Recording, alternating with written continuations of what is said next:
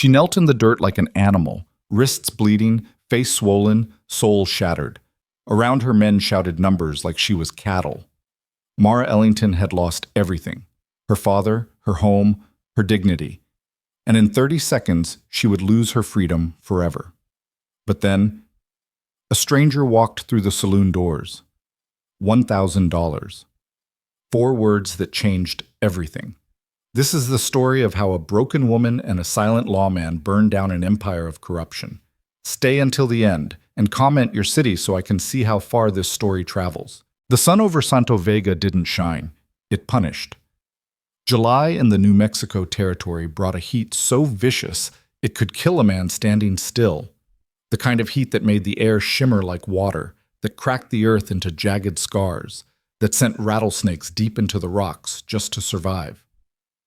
And on this particular afternoon, as the temperature climbed past 100 degrees, the cruelty of the land seemed almost merciful compared to the cruelty of the men gathered in the town square.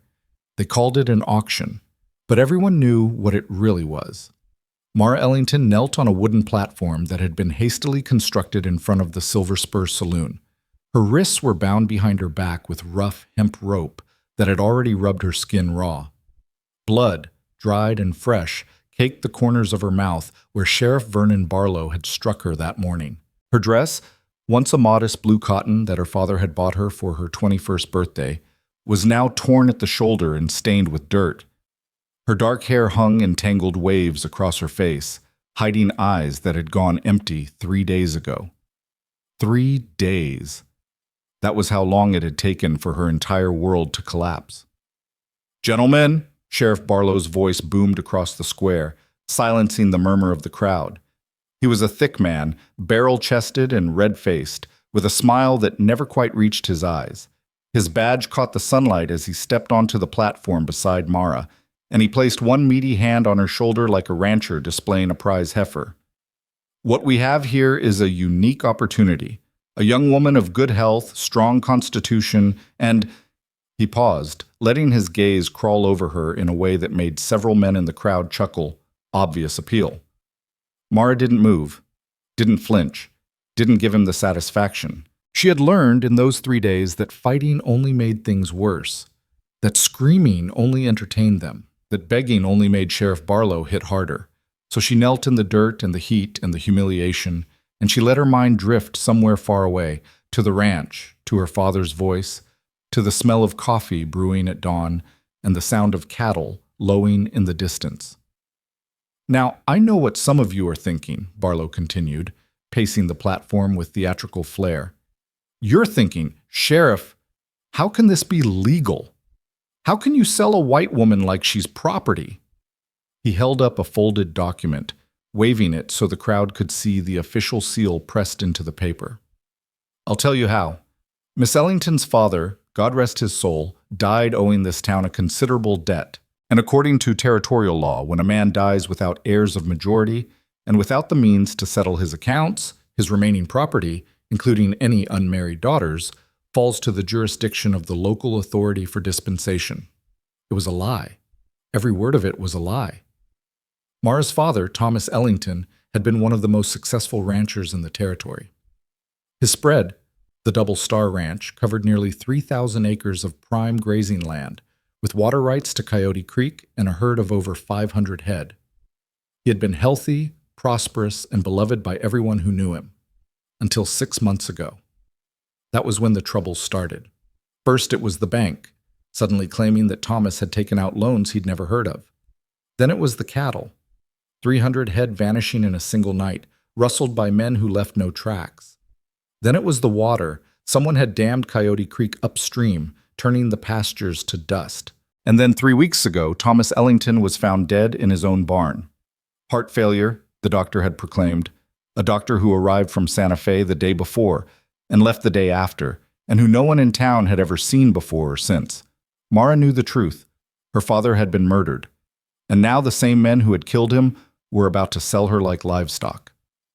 "Let's start the bidding at $50, Barlow announced, his voice cutting through the oppressive heat. "Do I hear 50? A hand shot up near the back of the crowd. 50! Mara recognized the voice. It belonged to Cornelius Drake, the owner of the territory's largest mining operation, a man known for working his laborers to death and for keeping a rotation of domestic servants in his private quarters. Servants who, according to whispered rumors, rarely lasted more than a few months before being replaced. 50 to Mr. Drake. Do I hear 60? 60. Another voice. This one belonging to a cattle baron named Whitmore, who had 3 wives buried in the cemetery and a 4th who rarely left the house without bruises. 70. Drake again, his voice sharp with irritation. 80. 100. The numbers climbed, and with each bid, Mara felt another piece of herself crumble away. She had always believed, perhaps naively, that there were limits to what men would do, that somewhere, somehow, decency would prevail, that someone would stand up and say, "This is wrong." But no one did. The crowd pressed closer, eager and hungry, their faces blurred into a mass of leering eyes and open mouths. Some were miners, their hands blackened with ore dust. Some were ranchers, their boots caked with mud.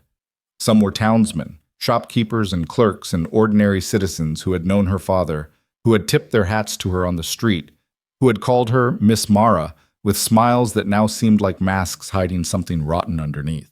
200! Whitmore shouted, his face flushed with competitive fury. 250, Drake countered.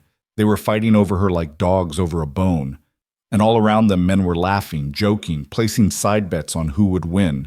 Mara closed her eyes. "Father," she thought, "I'm sorry. I'm so sorry I couldn't save the ranch. I'm sorry I couldn't find proof of what they did to you. I'm sorry I wasn't stronger. 300. 350.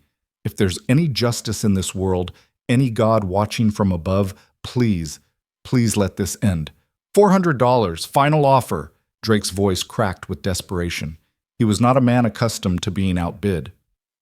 Sheriff Barlow grinned, clearly enjoying the spectacle. 400 to Mr. Drake. Going once? Going twice? The saloon doors creaked open. At first, no one noticed. The crowd was too focused on the platform, too caught up in the frenzy of the auction. But then a ripple of silence began to spread from the back of the gathering, moving forward like a wave, until even Sheriff Barlow paused mid-sentence. A man stood in the doorway of the Silver Spur. He was tall, well over 6 feet, with broad shoulders and a lean, weathered frame that spoke of years spent under open skies. His clothes were simple: black boots, dust-covered trousers, a dark shirt buttoned to the collar, and a long coat that hung past his knees. His hat was pulled low, casting his face in shadow, but even without seeing his features, there was something about him that commanded attention. Something dangerous. Something still. The crowd parted as he walked forward, his boot heels making no sound on the packed dirt. He moved like a man who had all the time in the world, unhurried, unafraid, utterly certain of his place in it. When he reached the front of the gathering, he stopped. For a long moment, he simply looked at the platform, at Sheriff Barlow's sweating face, at the wooden block where Mara knelt, at the rope cutting into her wrists, and the blood dried on her lips. Then he spoke. $1,000. His voice was quiet. Not soft, there was nothing soft about it, but quiet, the way thunder is quiet in the moment before it breaks. The crowd went absolutely silent. Sheriff Barlow recovered first, though his smile had become fixed and brittle. "I'm sorry, stranger, but I don't believe I caught your name." The man reached up and pushed his hat back slightly, revealing a face that was neither handsome nor ugly, just hard. Hard like stone, hard like the desert, hard like a life spent doing things that left marks on a man's soul. His eyes were pale gray, almost colorless, and they fixed on Barlow with an intensity that made the sheriff take an involuntary step backward. "Name's Gage Thorne," the stranger said, "Marshal of Red Bluff, and I believe I just made a bid." A murmur rippled through the crowd. Marshal. The word carried weight, federal authority that superseded any local sheriff's jurisdiction. Barlow's face went from red to white in the space of a heartbeat. "Now, Marshal," he said, his voice losing some of its boom, "this is a perfectly legal proceeding under territorial law. I have documentation." "I'm sure you do." Thorne reached into his coat, and for one tense moment, every man in the crowd wondered if he was going for a gun. Instead, He produced a leather wallet and counted out bills with deliberate slowness. $1,000, cash money. I believe that concludes the auction. Drake pushed forward, his face purple with rage. Now see here, you can't just... Thorne's eyes shifted to him, and Drake's voice died in his throat. The marshal hadn't moved, hadn't reached for a weapon, hadn't even changed his expression. But something in that pale gaze made the mining baron suddenly remember an urgent appointment elsewhere. Unless, Thorne said softly, someone wants to bid higher? Silence. Complete, absolute silence. Even the wind seemed to have stopped, leaving the town square suspended in a moment of crystalline tension. Sheriff Barlow looked at the money in Thorne's hand, looked at the badge glinting beneath his coat, looked at the faces of the crowd, men who, moments ago, had been eager participants in his little enterprise, but who now seemed very interested in studying their boots. He was trapped, and he knew it. Sold, Barlow said through gritted teeth, to Marshal Thorne. The crowd dispersed quickly after that, too quickly, like rats fleeing a sinking ship. Within minutes, the square was empty except for Thorne, Barlow, and Mara still kneeling on the platform. Thorne climbed the wooden steps slowly, his eyes never leaving the sheriff. When he reached Mara, he crouched down beside her, and for the first time she got a clear look at his face. He was perhaps 40, though the lines around his eyes suggested he'd lived twice that in hard years. His jaw was shadowed with several days' worth of stubble, and there was a thin scar running from his left temple to the corner of his mouth. Old, faded, but still visible. But it was his eyes that held her attention. Those strange, pale eyes that seemed to see straight through her to something underneath. You hurt bad? His voice was different now, still quiet, but without the edge of warning that had silenced the crowd. Mara tried to answer, but her throat had gone dry. She hadn't spoken in 3 days, not since Barlow had backhanded her for screaming when they dragged her from her father's grave. Thorne seemed to understand. Without another word, he reached behind her and began working at the knots binding her wrists. His hands were large and calloused, but surprisingly gentle. Those ropes are the property of... Barlow began. Shut up. The sheriff's mouth snapped closed. The rope fell away and Mara gasped as blood rushed back into her hands. The pain was extraordinary, pins and needles multiplied by 1,000, shooting up her arms like fire. She cradled her wrists against her chest, tears streaming down her face despite her determination not to cry. Thorne stood and extended a hand. She looked at it, at the scars across his knuckles, the dirt beneath his nails, the steady, unwavering offer. Then she looked up at his face. Why? It was barely a whisper, scraped raw from her throat. Thorne didn't answer immediately. Instead, he glanced at Barlow, a look that contained a promise, a threat, and a warning all at once, before turning back to Mara. Because no one else was going to. She took his hand. Pab. He led her through the back streets of Santo Vega, avoiding the main thoroughfares where curious eyes might follow. His horse, a tall black gelding with a white blaze on its forehead, was tied behind the livery stable, along with a pack mule loaded with supplies. Can you ride? Thorne asked as he checked the cinches on the horse's saddle. Mara nodded. She had grown up on horseback, had been riding almost before she could walk. Her legs felt weak, her head was spinning from heat and hunger, but she could ride. Good. We need to put distance between us and this town before nightfall. He swung up into the saddle and extended his hand again. You'll ride with me until we can find you a mount of your own. She hesitated. Where are we going? North, to Red Bluff. You'll be safe there. Safe. The word felt foreign on her tongue, like a language she'd forgotten how to speak. Thorne's expression softened almost imperceptibly.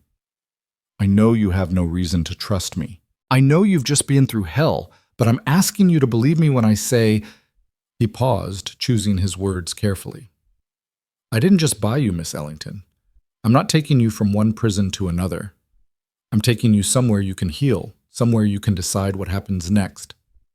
How do you know my name? I know a lot of things. He held her gaze steadily. I knew your father. The words hit her like a physical blow.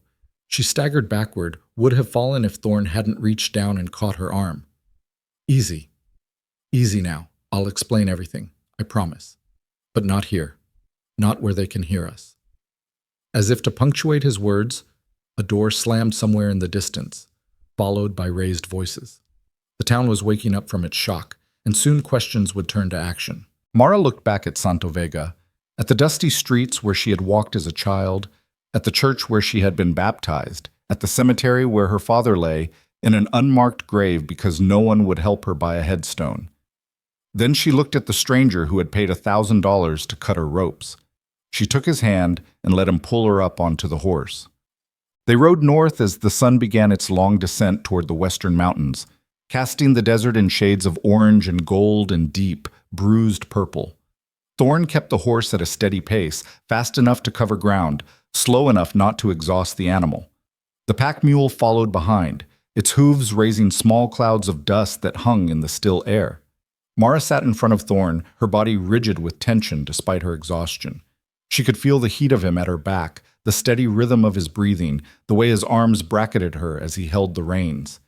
It should have felt threatening, this stranger's body so close to hers, but somehow it didn't. Somehow, against all reason, she felt secure. They didn't speak for the first hour. The desert rolled past in waves of sagebrush and red rock, broken occasionally by the skeleton of a dead cottonwood or the flash of a jackrabbit darting for cover. Hawks circled overhead, riding the thermals, their shadows sliding across the earth like dark omens. Finally, when Santo Vega had disappeared completely behind them and the first stars were beginning to appear in the darkening sky, Thorn spoke. "There's a canyon about 2 miles ahead. Good water, good cover. We'll make camp there for the night." Mara nodded, but said nothing. "There's food in the pack," he continued. "Beans, hardtack, some dried beef. Not much, but enough to get your strength back." Still nothing. Thorn was quiet for a moment, then, "You don't have to talk if you don't want to. I understand, but if you have questions about me, about what just happened, about what comes next, I'll answer them. No secrets. Not with you." Something in his voice, a note of genuine honesty that cut through the numbness surrounding her, made Mara finally turn her head to look at him. "You said you knew my father." "I did." "How?" "It's a long story." "We have time." A ghost of a smile crossed Thorn's weathered face. "Fair enough."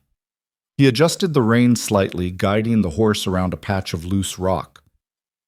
"I met Thomas Ellington 15 years ago in a mining town called Copper Ridge up in Colorado. He was running cattle through the territory and I was a different man then.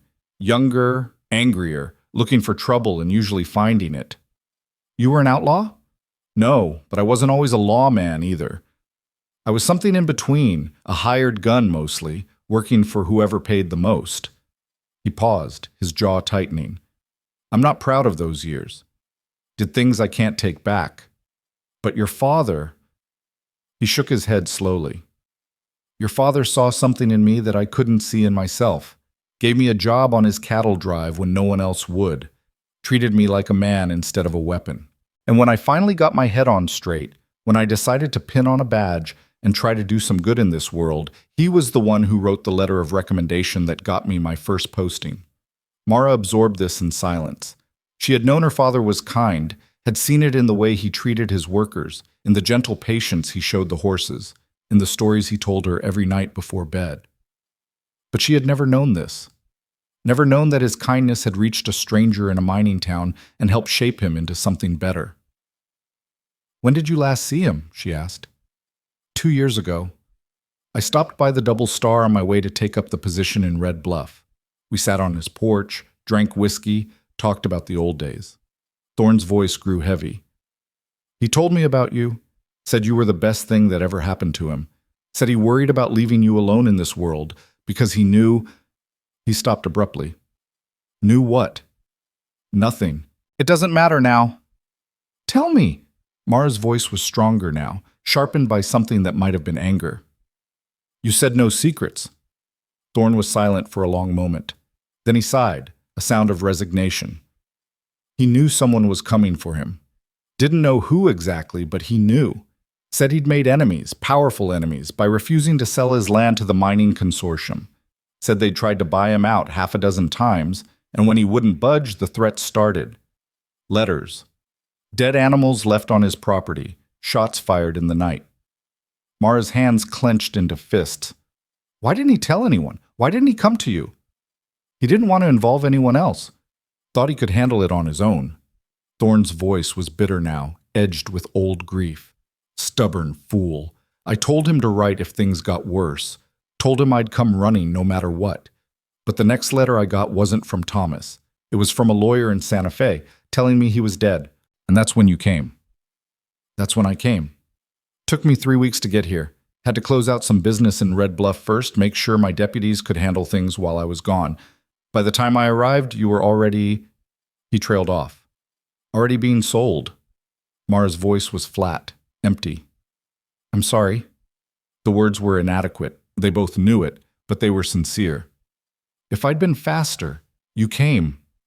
She turned to look at him again, and this time there were tears on her cheeks, though her expression remained hard. That's more than anyone else did. They reached the canyon as full dark settled over the desert.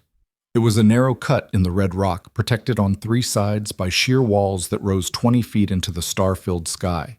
A thin stream trickled along the bottom, fed by some underground spring, and a cluster of juniper trees provided cover from any eyes that might be watching from above. Thorne helped Mara down from the horse, then went about the business of making camp with the efficiency of long practice. He gathered wood for a fire, unpacked supplies from the mule, spread a bedroll in the most sheltered spot. Here, he handed her a canteen. Drink slowly. Your body's been through a lot. The water was warm and tasted of leather, but to Mara it was the sweetest thing she had ever experienced. She drank, fighting the urge to gulp, while Thorne heated a can of beans over the small fire. Can I ask you something? She said when her throat felt human again. Anything. That money, the $1,000. Where did it come from? Thorne's expression flickered, just for a moment, but Mara caught it. Does it matter? It matters to me.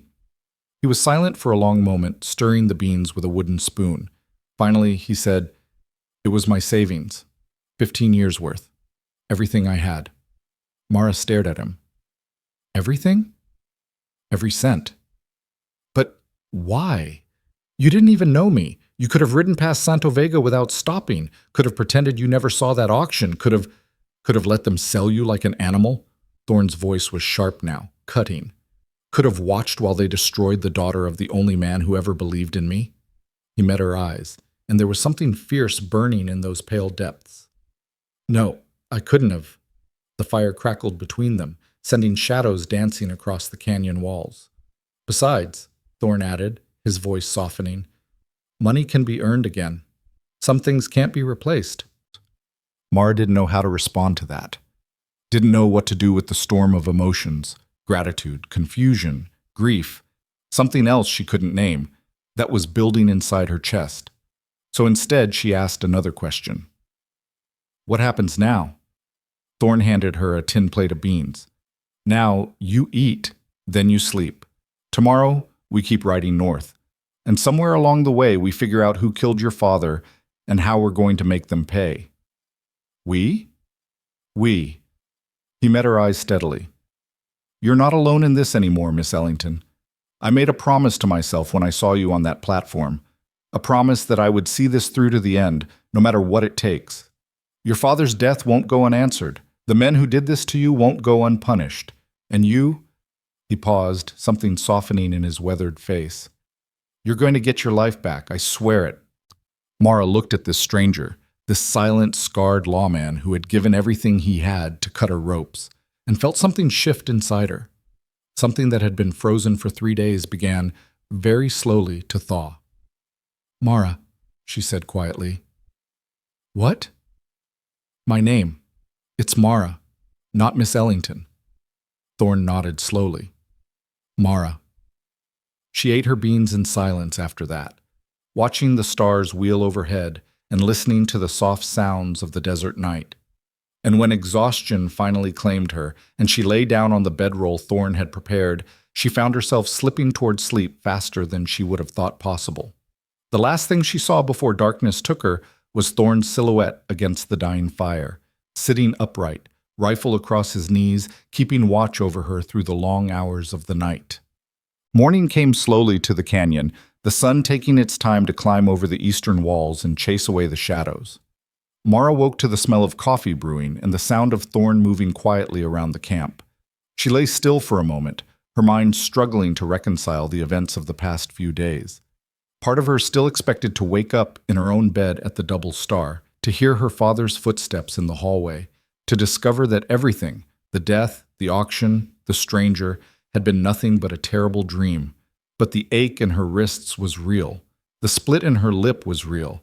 And when she opened her eyes, the red rock walls of the canyon were undeniably, inescapably real. Coffee's ready. Thorn's voice, quiet and steady. She sat up, wincing at the stiffness in her muscles, and accepted the tin cup he handed her. The coffee was strong and bitter, but it cleared the fog from her mind and put warmth back into her bones. "How do you feel?" Thorn asked. Thorn tie. Mara considered the question. "Alive," she said finally. "I feel alive."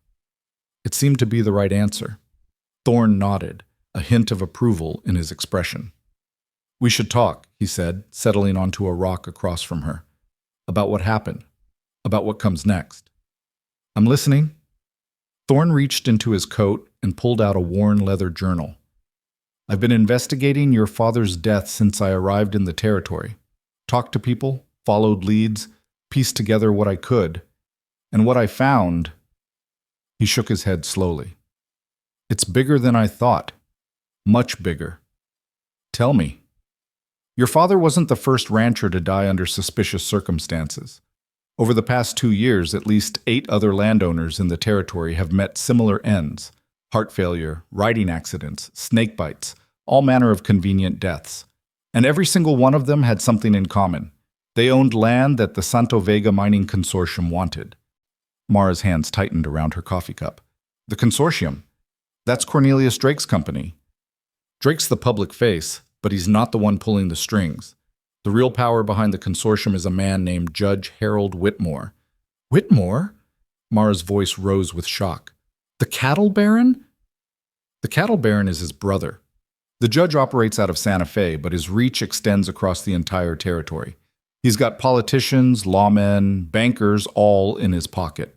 He finds land he wants, manufactures debts and legal claims, and when the owners won't sell—" Thorn's jaw tightened.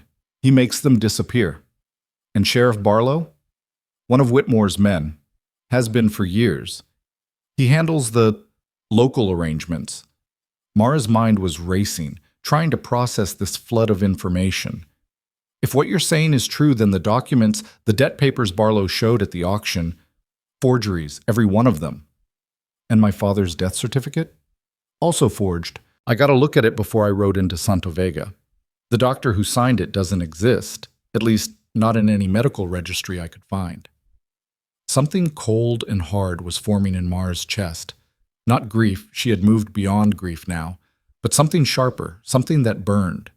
"How do we prove it?" she asked. "How do we bring them down?" Thorn leaned forward, his pale eyes intent. "That's where you come in." "Me?" "Your father was a careful man, meticulous. He kept records of everything, every transaction, every letter, every threat. If those records still exist, they could blow this whole conspiracy wide open." "They exist." Mara's voice was quiet but certain. "He had a hiding place. A secret room beneath the barn where he kept his most important documents. He showed it to me when I was 16, made me promise never to tell anyone, said it was our insurance in case anything ever happened." Thorn sat back, something like hope flickering across his face. "Do you think the documents are still there?" "I don't know. After Father died, Barlow's men ransacked the house, took everything they could find. But they never found the hidden room. No one knew about it except me." "Then we have a chance." Thorn stood, his movement suddenly charged with purpose. "If we can get those documents, get them to the right people, federal marshals, territorial judges, outside of Whitmore's influence, we can bring the whole operation crashing down. But the ranch is under Barlow's control now. They'll have men guarding it. Then we'll go at night, slip in, get what we need, slip out before they know we're there." Mara rose to her feet, her exhaustion forgotten. When? Not yet. First, we need to get you somewhere safe. Red Bluff, where my deputies can protect you while I make arrangements. Then, when the time is right, we'll go back for those documents. No. Thorne's eyebrows rose. No? I'm not going to hide in Red Bluff while you risk your life for my father's papers. Mara met his gaze steadily, her bruised face set with determination. This is my fight, my father, my ranch. I'm going with you. It'll be dangerous. I don't care. You could be killed. I was already sold like a piece of furniture. I was already beaten and humiliated and stripped of everything that made me human. Her voice was rising now, cracking with emotion she had kept bottled for too long. They took my father.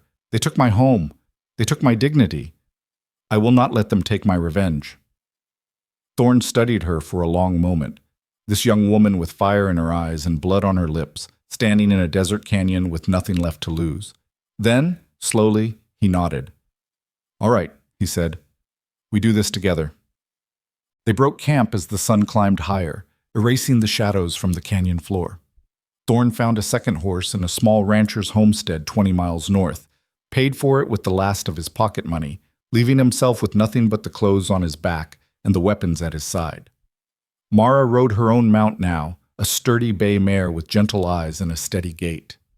The animal seemed to sense her mood, responding to the slightest pressure of her knees, carrying her forward without complaint. They traveled for 3 days, skirting the main trails and avoiding the towns where Barlow's influence might reach. Thorne knew the territory well, knew which canyons offered shelter, which springs held water, which passes were watched and which were forgotten. He moved through the landscape like a ghost, leaving no trace of their passage for pursuers to follow. At night, they made small fires in hidden places and talked. Mara found herself opening up to this strange lawman in ways she hadn't expected.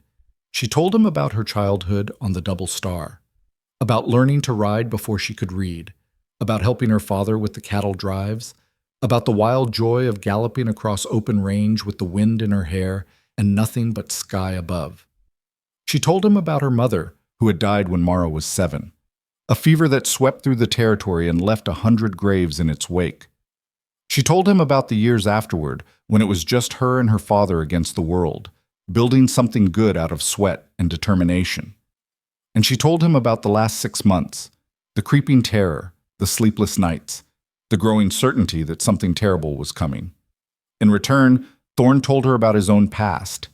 He had been born in Kansas, the son of a preacher who believed that sparing the rod meant spoiling the child. His childhood had been a series of beatings and Bible verses, of cold rooms and colder silences. He had run away at 15, fallen in with outlaws at 17, and spent the next decade drifting through the West like a tumbleweed in a storm. I wasn't a good man, he said one night, his voice rough with old shame. I hurt people.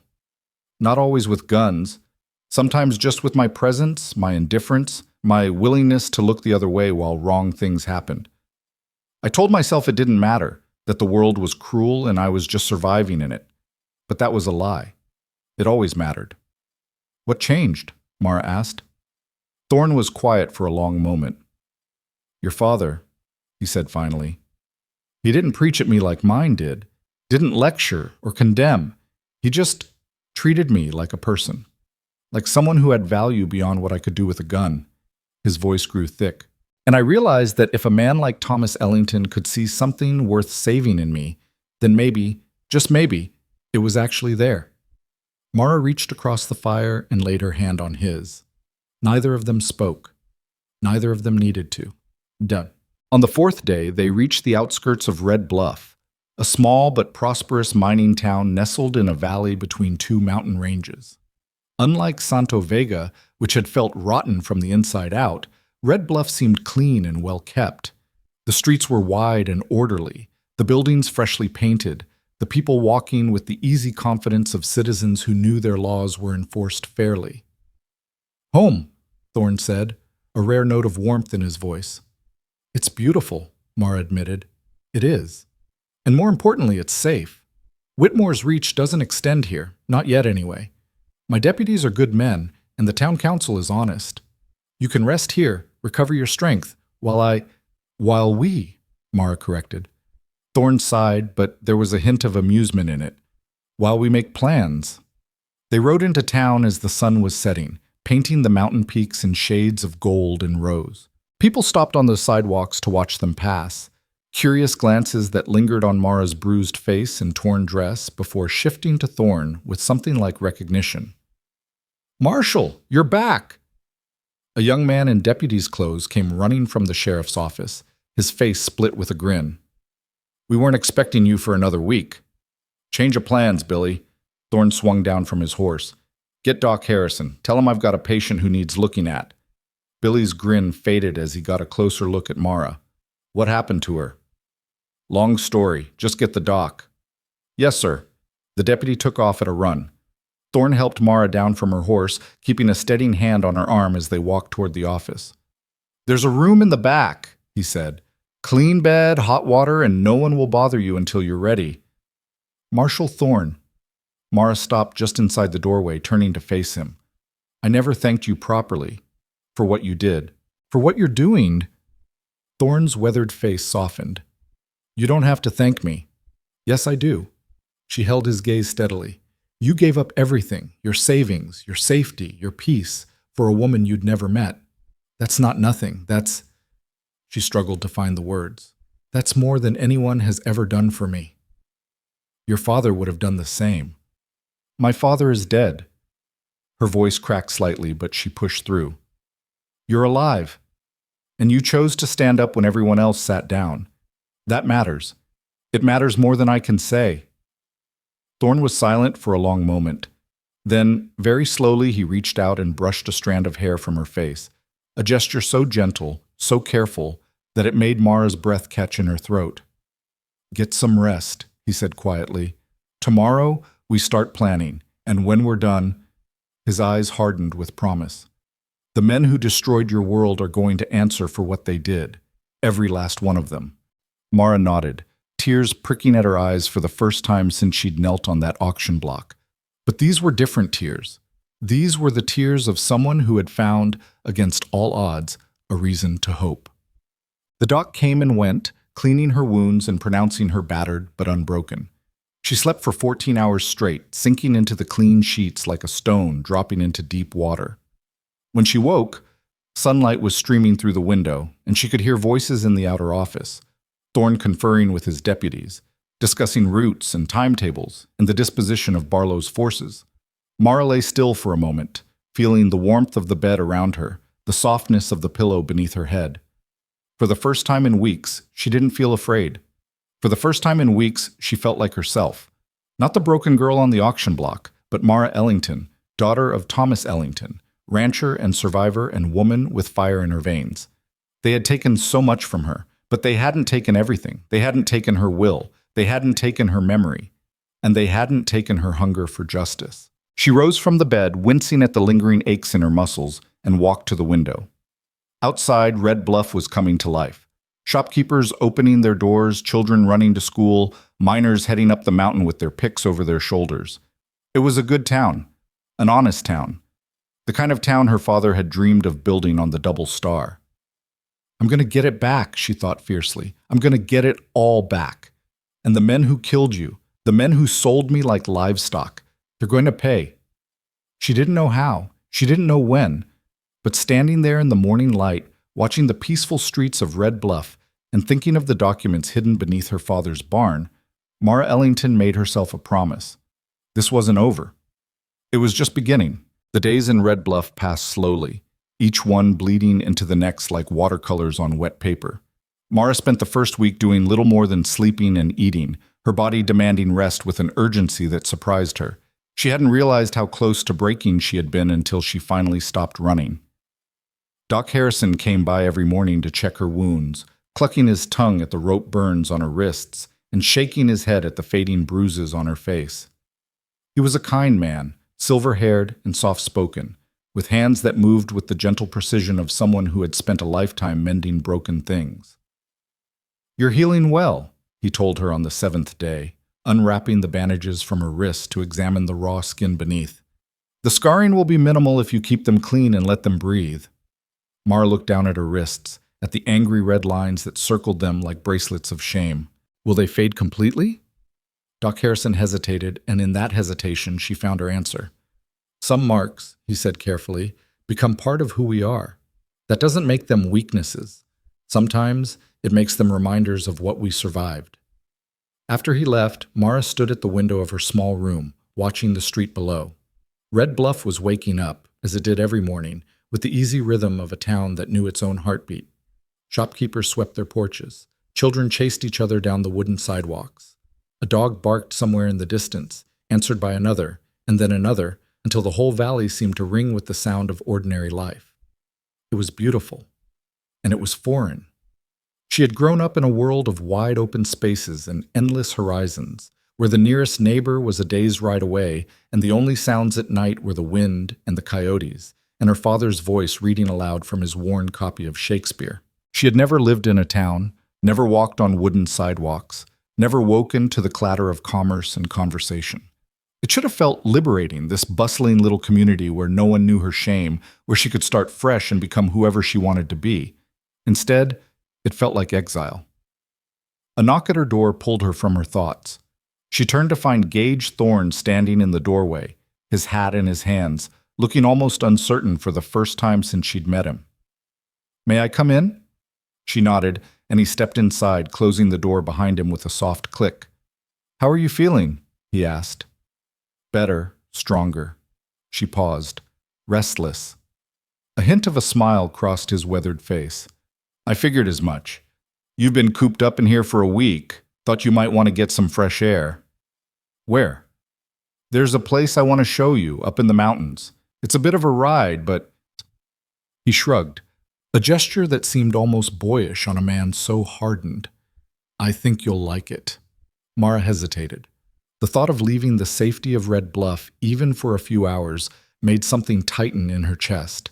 But staying in this room, staring at these walls, replaying the same dark memories over and over, that was its own kind of prison. "All right," she said, "let me get my boots." They rode out of town as the sun climbed toward its midday peak, following a narrow trail that wound up into the foothills. Thorne led the way on his black gelding, and Mara followed on the bay mare that had become hers by default, the animal responding to her touch with the easy trust of a creature that had never known cruelty. The landscape changed as they climbed, the scrubby desert giving way to pine forests and granite outcroppings that jutted from the earth like the bones of ancient giants. The air grew cooler, thinner, carrying the scent of sap and wildflowers, and the distant promise of snow. They didn't speak much, but the silence between them had lost its awkwardness. It was the silence of two people who had nothing to prove to each other, comfortable, companionable, almost intimate in its ease. After nearly 2 hours of riding, Thorne reined in his horse at the edge of a small clearing. Beyond the trees, the ground dropped away sharply, revealing a vista that took Mara's breath away. The valley of Red Bluff spread out below them like a painting, the town itself nothing more than a cluster of toy-like buildings nestled among the green. Beyond it, the desert stretched to the horizon in waves of gold and brown, broken by the dark lines of distant mountains. And above it all, the sky arched in an infinite dome of blue, unmarked by a single cloud. "This is where I come when I need to think," Thorne said quietly, swinging down from his horse. "When the world gets too loud and I need to remember what really matters." Mara dismounted beside him, her eyes still fixed on the panorama before her. "It's beautiful." "It is." He stood beside her, close enough that she could feel the warmth of him through her sleeve. "My first week in Red Bluff, I thought I'd made a mistake. Thought I'd traded one prison for another. Smaller, maybe, but just as confining. Then I found this place, and I realized—" He paused, searching for words. "I realized that freedom isn't about having no walls. It's about knowing you can always find your way back to the sky." She turned to look at him, really look at him, for the first time since they'd left town. The sunlight caught the angles of his face, softening the hard lines, revealing the man beneath the marshal's badge and the gunfighter's reputation. "You're not what I expected," she said. His eyebrows rose. "What did you expect?" "I don't know. Someone harder, maybe. Someone who saw the world in black and white.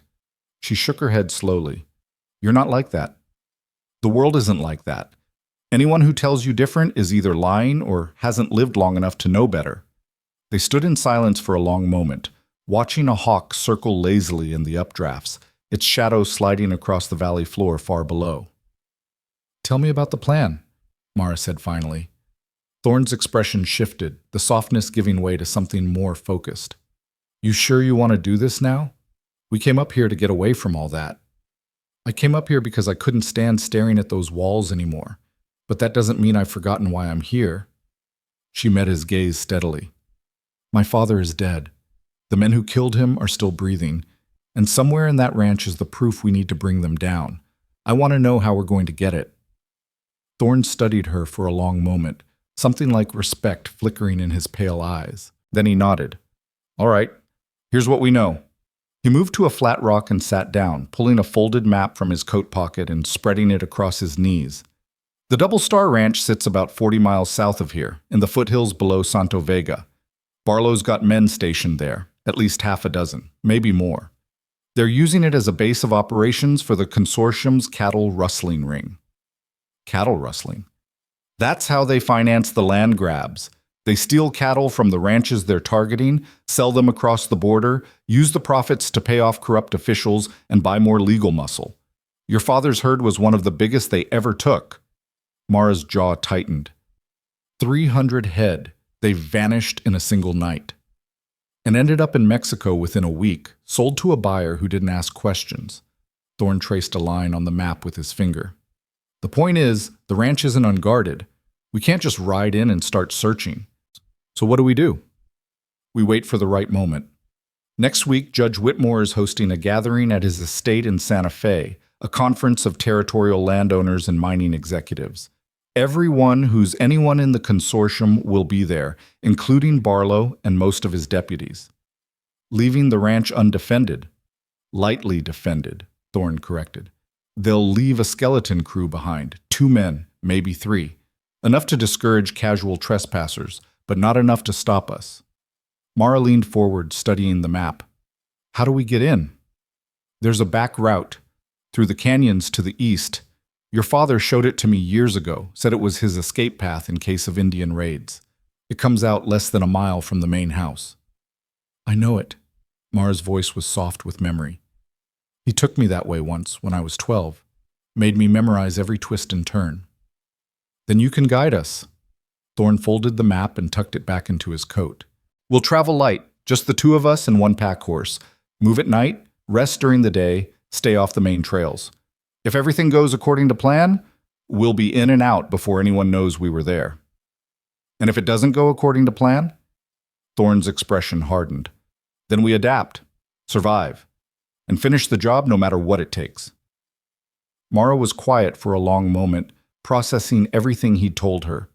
The risks were enormous. She understood that clearly. If they were caught, there would be no trial, no mercy, no second chances. Barlow and his men would kill them and bury them in the desert, and no one would ever know what had happened. But the alternative was worse.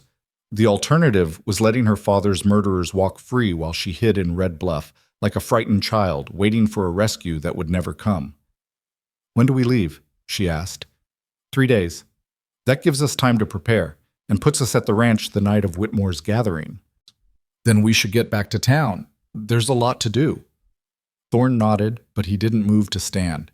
Instead, he looked at her with an expression she couldn't quite read. Can I ask you something? He said. Of course. Why didn't you give up? The question caught her off guard. What do you mean? On that platform in Santo Vega, when they were bidding on you like you were a piece of furniture. His voice was quiet, probing. Most people would have broken by then, would have shut down, retreated inside themselves, accepted their fate. But you didn't. You were still fighting. I could see it in your eyes. Mara turned away, looking out over the valley as she considered her answer. My mother died when I was 7, she said finally. It was a fever, one of those things that comes out of nowhere and takes everything you love in the space of a week. I remember sitting by her bed, holding her hand, watching her slip away. And I remember thinking, her voice caught, and she had to pause before continuing. I remember thinking that I would never feel pain like that again, that nothing could ever hurt as much as losing her. But your father's death did. No. She shook her head slowly. My father's death was different. It hurt. God knows it hurt.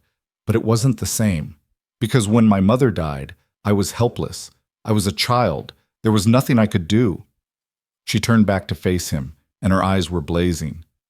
When my father died, I wasn't helpless anymore. I was a grown woman. And even when they beat me, even when they dragged me to that platform and put me on my knees in front of those vultures, I knew that I still had a choice. I could break, or I could survive. I could accept what they were doing to me, or I could fight with every breath in my body until I couldn't fight anymore. Thorn was silent, watching her. You want to know why I didn't give up?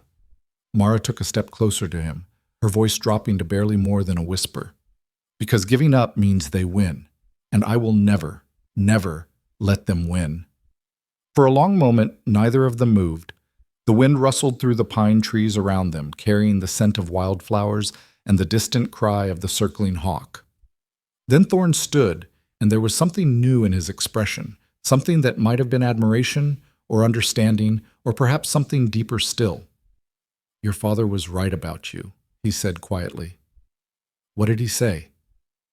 He said you had iron in your spine, said you were the strongest person he'd ever known, and that if anything ever happened to him, you'd be the one to carry on. Thorn's voice roughened with emotion. He was proud of you, Mara. More proud than I think you know. The tears came then, hot and sudden and completely unexpected. Mara tried to blink them back, tried to maintain the composure she'd been clinging to for so long, but they fell anyway, tracing wet lines down her bruised cheeks. Thorn didn't say anything. He simply stepped forward and wrapped his arms around her, pulling her against his chest in an embrace that was neither romantic nor paternal, but something else entirely. The embrace of one survivor to another, two souls who had been broken by the world and were slowly learning to put themselves back together. She cried into his shirt, her shoulders shaking with sobs she had been holding back for weeks. She cried for her father, for her mother, for the life she had lost and the future that had been stolen from her. She cried for the girl on the auction block and the woman she was becoming, for the fear that still lurked in the shadows of her mind and the rage that burned like fire in her heart. And when the tears finally stopped, when she lifted her head and stepped back to look at Thorn through swollen eyes, she felt something she hadn't felt in a very long time. She felt clean. Thank you, she whispered. For what? For seeing me. Not the victim. Not the damaged girl. Just me. Thorn's hand came up to cup her cheek, his rough thumb brushing away the last of her tears with impossible gentleness. That's all I've ever seen, he said. The ride back to Red Bluff was quiet, but it was a different kind of quiet than before. Something had shifted between them on that mountain overlook. Some invisible barrier had crumbled, allowing them to exist in each other's presence with a new kind of ease. Mara found herself watching Thorn as they rode, studying the way he moved in the saddle, the way his eyes constantly scanned the terrain around them, the way his hand rested near his holstered pistol with the casual readiness of a man who had faced danger so many times it had become second nature. He was not handsome, not in the conventional sense. His face was too weathered, too marked by the years, too full of hard angles and old scars. But there was something compelling about him nonetheless, something that drew her eye and held it. It wasn't until they were nearly back to town that she realized what it was. He made her feel safe. Not in the way her father had made her feel safe.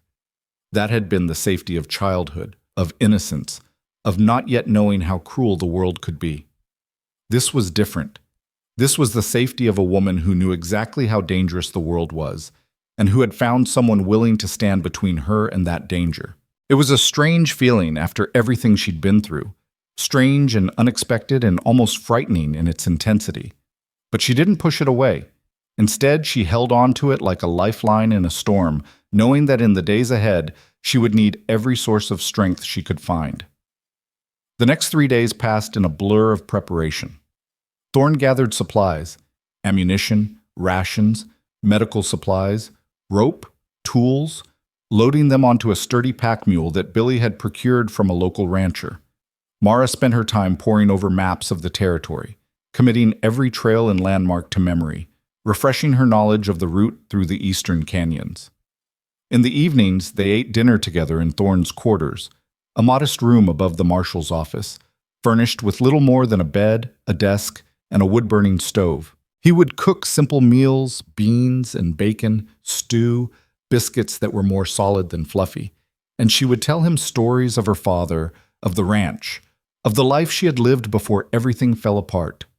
In return, he told her about his years as a lawman, the cases he'd solved, the criminals he'd brought to justice, the times he'd failed, and the lessons those failures had taught him. He spoke of the men he'd killed, his voice flat and matter-of-fact. Not boasting, but not apologizing either. It was simply part of who he was, part of the life he'd chosen to live. "Do you ever regret it?"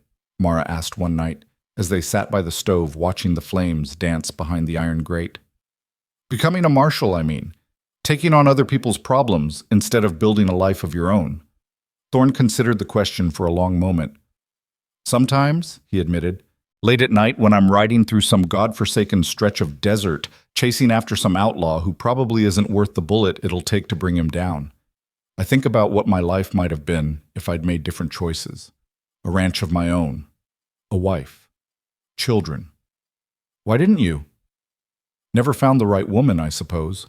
Or maybe I did, and I was too foolish to recognize it at the time." He shrugged, a gesture that managed to convey both acceptance and regret. "The truth is, this work, this mission, it chose me as much as I chose it. After Thomas saved my life, after I decided to stop being part of the problem and start being part of the solution, I couldn't imagine doing anything else. The world is full of people like Barlow and Whitmore, people who prey on the weak, who abuse their power, who think they can do whatever they want because no one will stop them." His jaw tightened. "Someone has to stop them. And if not me, then who?" Mara stared at him, this complicated man who had given up everything he had to save a stranger. "You really believe that, don't you? That one person can make a difference?" "I have to believe it.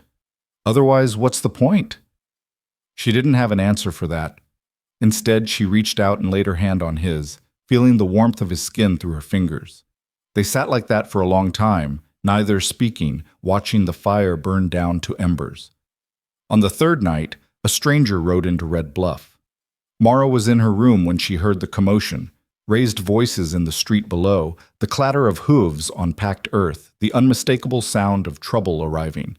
She went to her window and looked down just in time to see a man in a dusty blue coat dismounting in front of the marshal's office.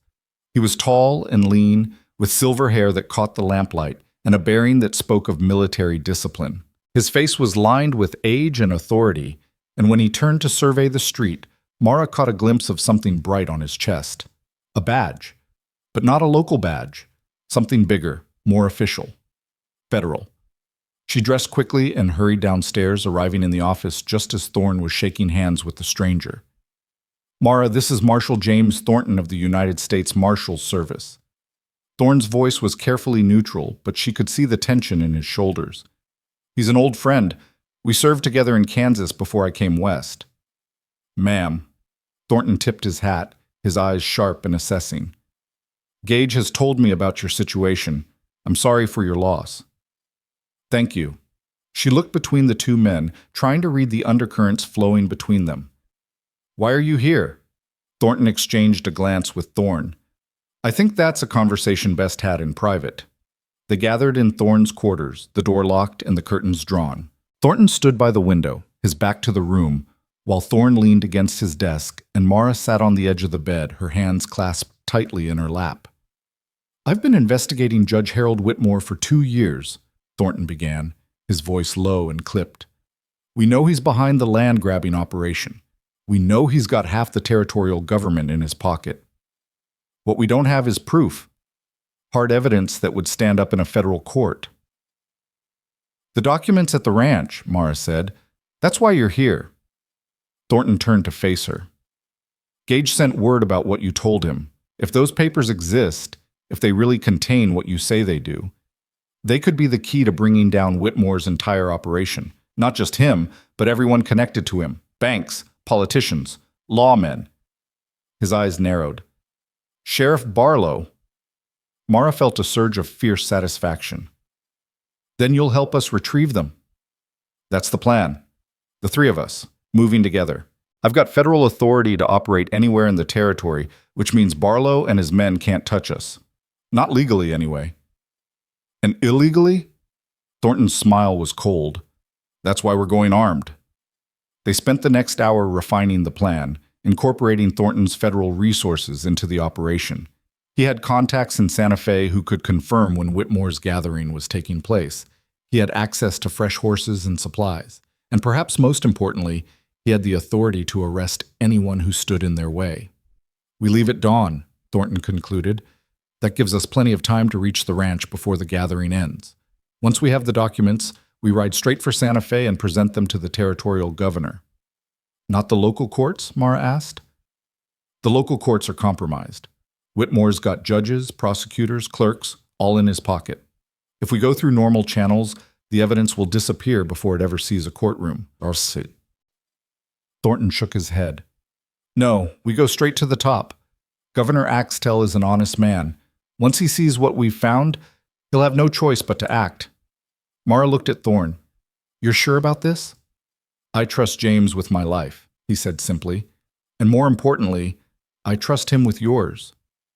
She held his gaze for a long moment, searching for any hint of doubt or deception.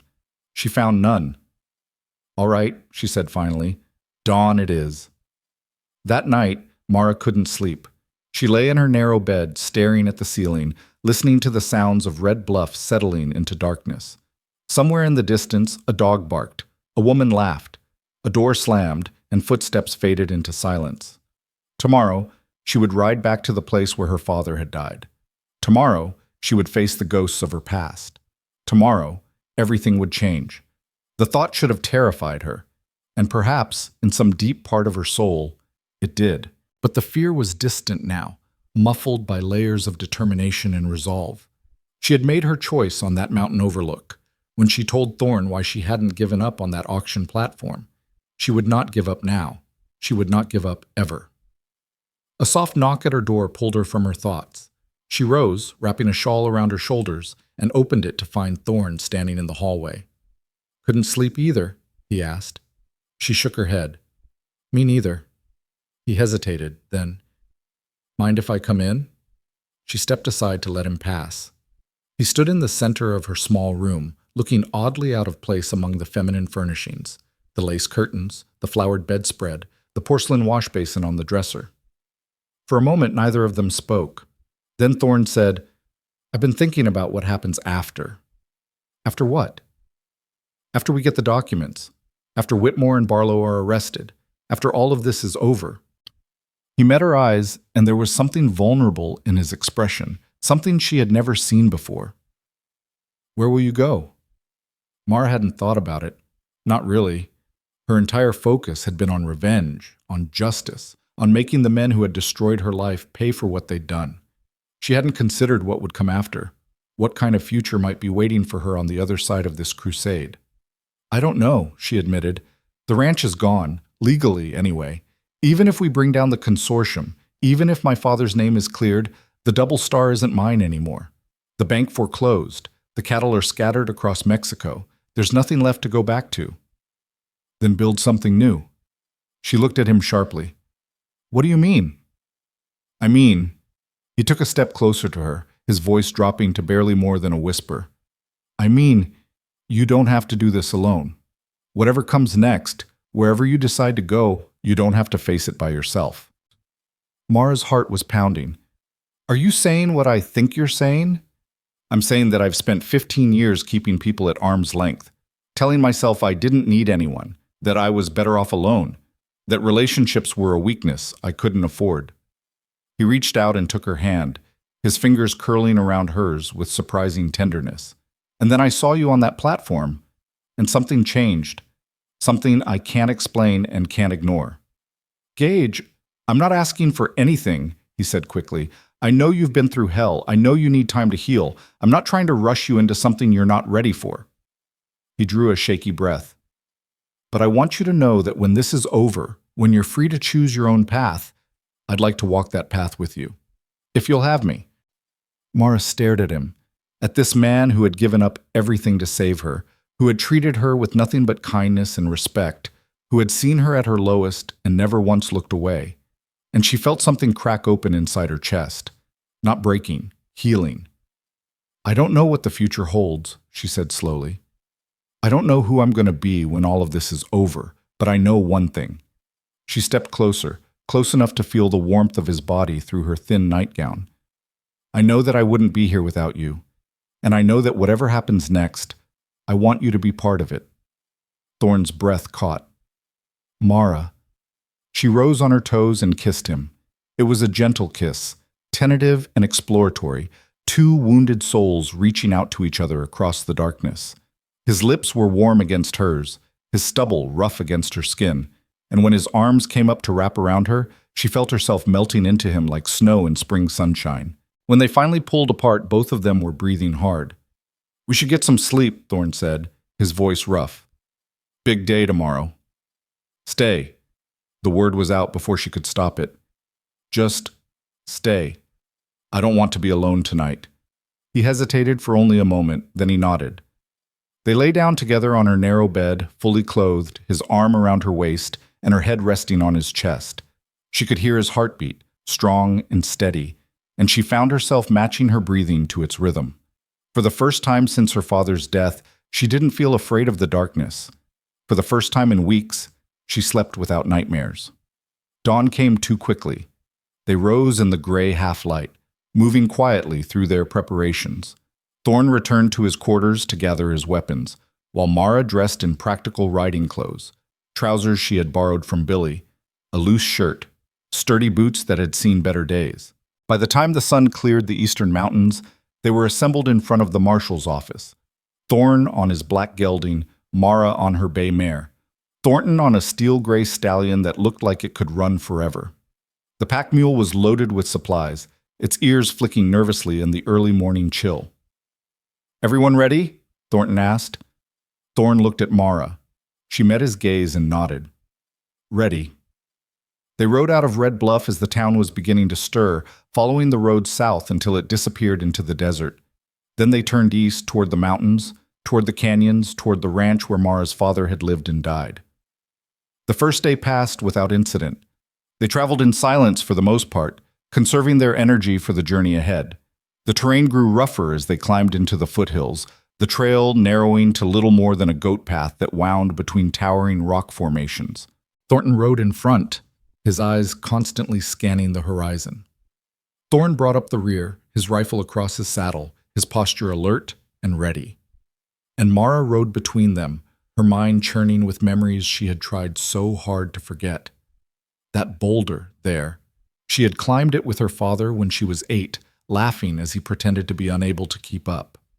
That twisted pine tree, she had carved her initials into its bark one summer afternoon, marking her territory like a queen claiming her kingdom. That dry creek bed. She had followed it all the way to its source once, discovering a hidden spring where deer came to drink at dawn. Every landmark was a ghost, a reminder of a life that had been stolen from her. But she didn't cry. She had done her crying. Now was the time for action. They made camp that night in a shallow cave, hidden from view by a curtain of juniper branches.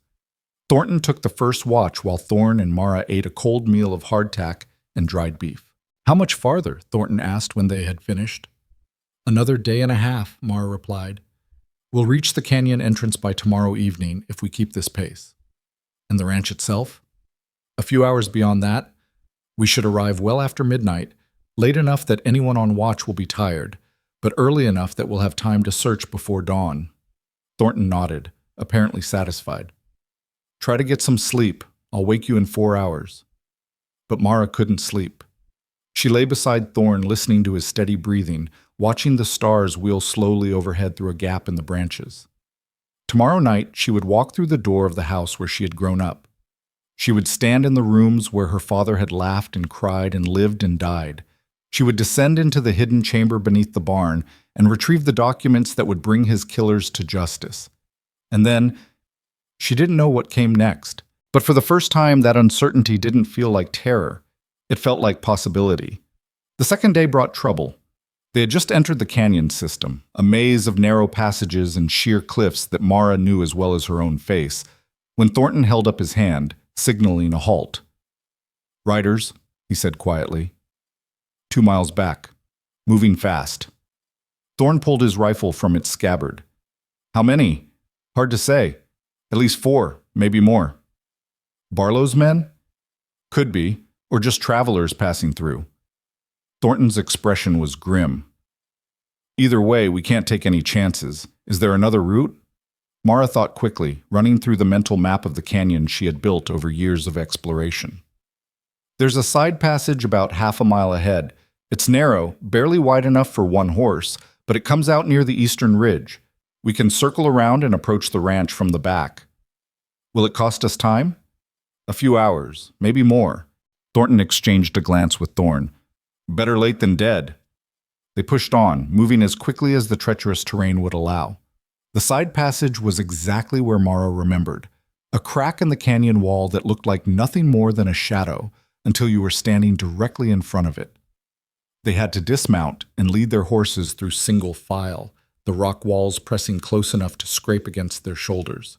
Mara went first, picking her way over loose stones and ducking under low-hanging outcroppings. Behind her, she could hear Thorn murmuring reassurances to his gelding, which was snorting nervously at the confined space. It took nearly an hour to reach the other side, and when they finally emerged onto the eastern ridge, the sun was already sinking toward the horizon. "We'll have to push through the night," Thornton said, checking his pocket watch. "Can't afford to lose any more time." Mara nodded, though exhaustion was beginning to pull at her limbs. "I know the way. I can lead us even in the dark." True to her word, she guided them through the moonless night, relying on memory and instinct to navigate the treacherous terrain. By the time the first hint of false dawn began to lighten the eastern sky, they were within sight of the Double Star Ranch. It looked different in the darkness, smaller somehow, and sadder. The main house was dark, no light showing in any of the windows. The barn loomed to the left like a hunched giant. Beyond them both, the empty corrals and overgrown pastures spoke of a ranch that had been abandoned, forgotten, left to decay. "2 guards," Thornton reported, his voice barely above a whisper. "One at the front door, one walking the perimeter." "Only 2, oi?" Mara asked. "I told you, skeleton crew. Most of Barlow's men will be at Whitmore's gathering. Then we wait until they change shifts. The relief will be tired, less alert." She pointed towards a cluster of rocks overlooking the property. "We can watch from there." They settled in to wait, the cold of the pre-dawn hours seeping into their bones. Mara watched her childhood home through narrowed eyes, cataloging every change, every sign of the men who had invaded it. New curtains in the front windows, cheap, gaudy things that would have made her father scowl. A pile of empty bottles beside the porch, evidence of nights spent drinking instead of working. A broken fence rail that no one had bothered to repair. These men didn't care about the ranch. They didn't care about the land or the animals or the legacy that Thomas Ellington had spent his life building. They were parasites, nothing more. Feeding on what others had created, destroying what they couldn't consume. And tonight, Mara would take back what they had stolen.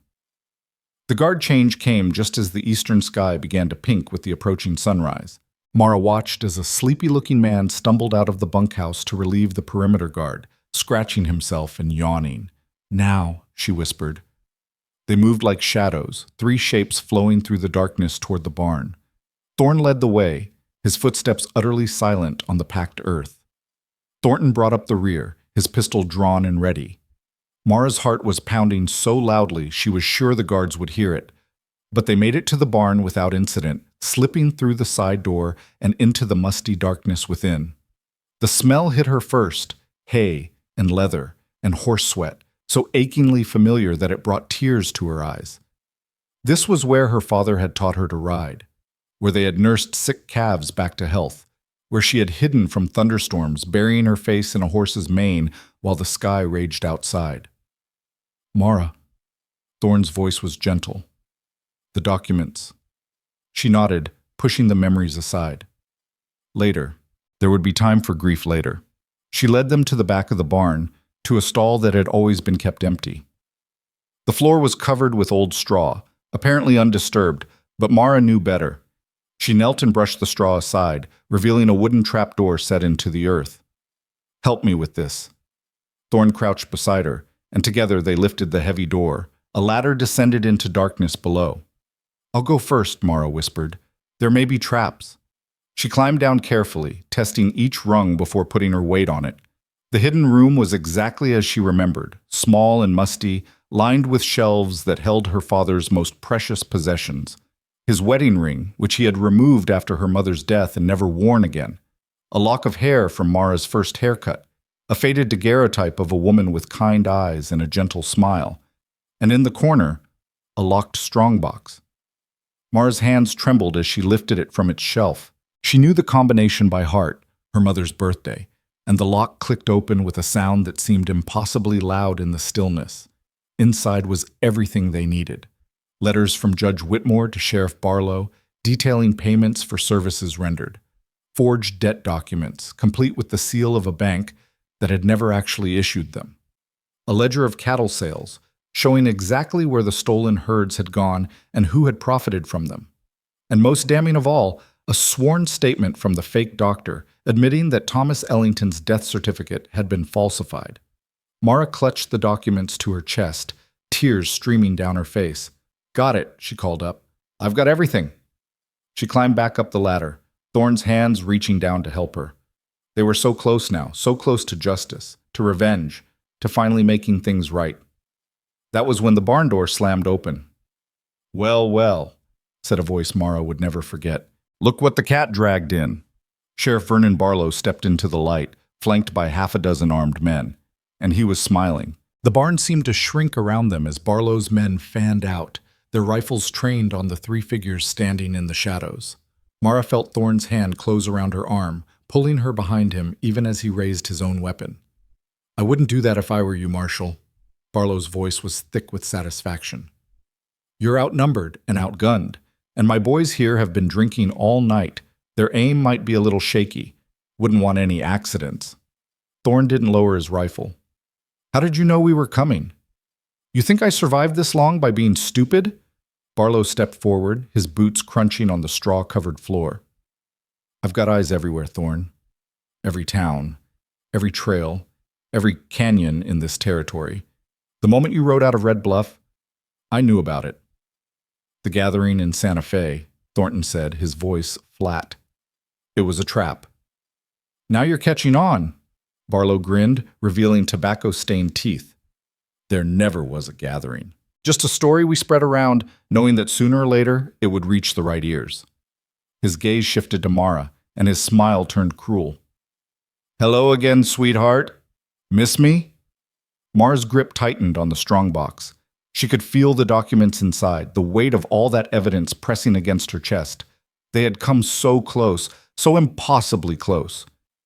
"You killed my father," she said, her voice steady despite the terror coursing through her veins. "Your father killed himself when he refused to sell his land." Barlow shrugged, as if discussing the weather. "We gave him every chance, made him generous offers. But he was stubborn, just like you." He took another step forward, close enough now that Mara could smell the whiskey on his breath. "Should have known his daughter would be trouble too. That's why I'm not making the same mistake twice." "What's that supposed to mean?" Thorn demanded. Barlow's eyes never left Mara's face. "It means I'm done playing games." The auction was a nice touch. "Got to admit, I enjoyed watching you squirm up there on that platform, but it attracted too much attention. Marshals poking around, asking questions, stirring up trouble." He shook his head slowly. "No, this time we're going to do things the simple way. 3 bodies in a shallow grave. No witnesses, no evidence, no complications." "You can't just murder a federal marshal and expect to get away with it," Thornton said. "Can I?" Barlow laughed. "Marshal Thornton, I've been getting away with things for 20 years. Killed more men than I can count, stolen more cattle than I can remember, put more landowners in the ground than—" He stopped, his eyes narrowing. "But you know what? I'm tired of talking. Boys, take their weapons." The men moved forward, and for one terrible moment, Mara thought it was over. She thought about all the things she would never do, the revenge she would never have, the future she would never see, the life with Thorn that had been snatched away before it could even begin. Then Thornton moved. It happened so fast that Mara barely saw it. One moment the federal marshal was standing with his hands raised. The next, he was diving to the side, his pistol spitting fire as he rolled behind a hay bale. One of Barlow's men went down with a scream, clutching his leg. Another spun away, blood spraying from his shoulder. "Go!" Thornton shouted. "I'll hold them off." Thorne didn't hesitate. He grabbed Mara's arm and pulled her toward the back of the barn, toward the door that led to the rear pastures. Bullets whined through the air around them, punching holes in the wooden walls, sending splinters flying. They burst through the door into the cold night air. The moon had risen while they were inside, casting the landscape in shades of silver and shadow. Mara could see the horses, their horses, tied to a fence post 50 yards away. "Run!" Thorne pushed her forward, turning to fire back through the open doorway. "Get to the horses! Don't stop for anything!" She ran. Her boots pounded against the hard-packed earth, her lungs burning with each ragged breath. Behind her, she could hear the crack of gunfire, the shouts of men, the chaos of a battle she couldn't see. The strongbox was clutched to her chest like a lifeline, its contents bouncing against her ribs with each desperate stride. The horses were spooked by the noise, dancing and pulling at their reins. Mara fumbled with the knots, her fingers clumsy with fear. "Come on! Come on!" The rope came free just as Thorne reached her side. "Mount up!"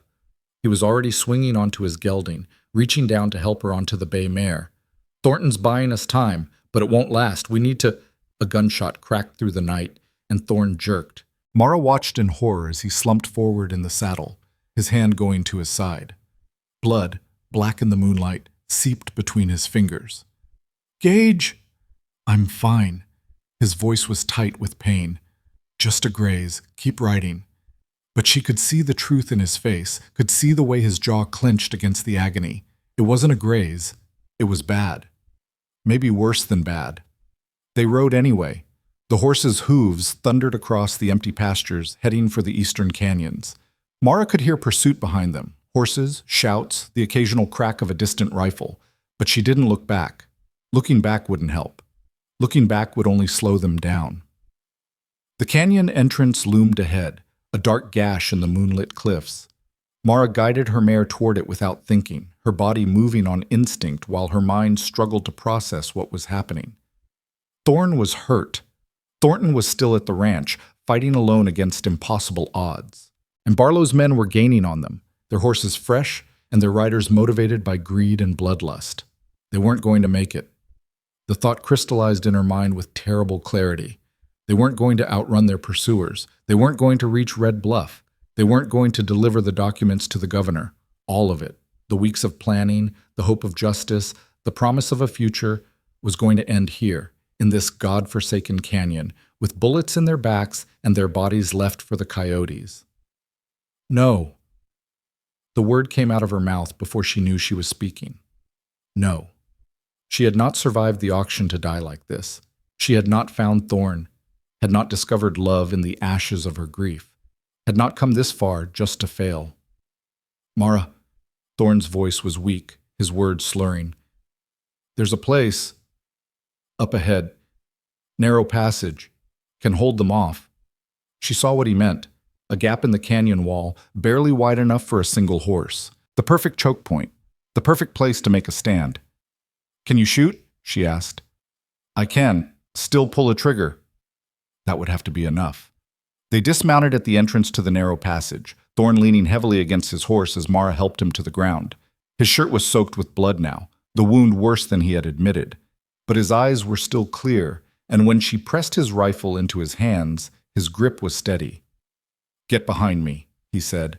"When they come through—" "No!" Mara drew her own pistol, one of Thorne's spares, pressed into her hands during their flight from the barn. "We fight together, side by side."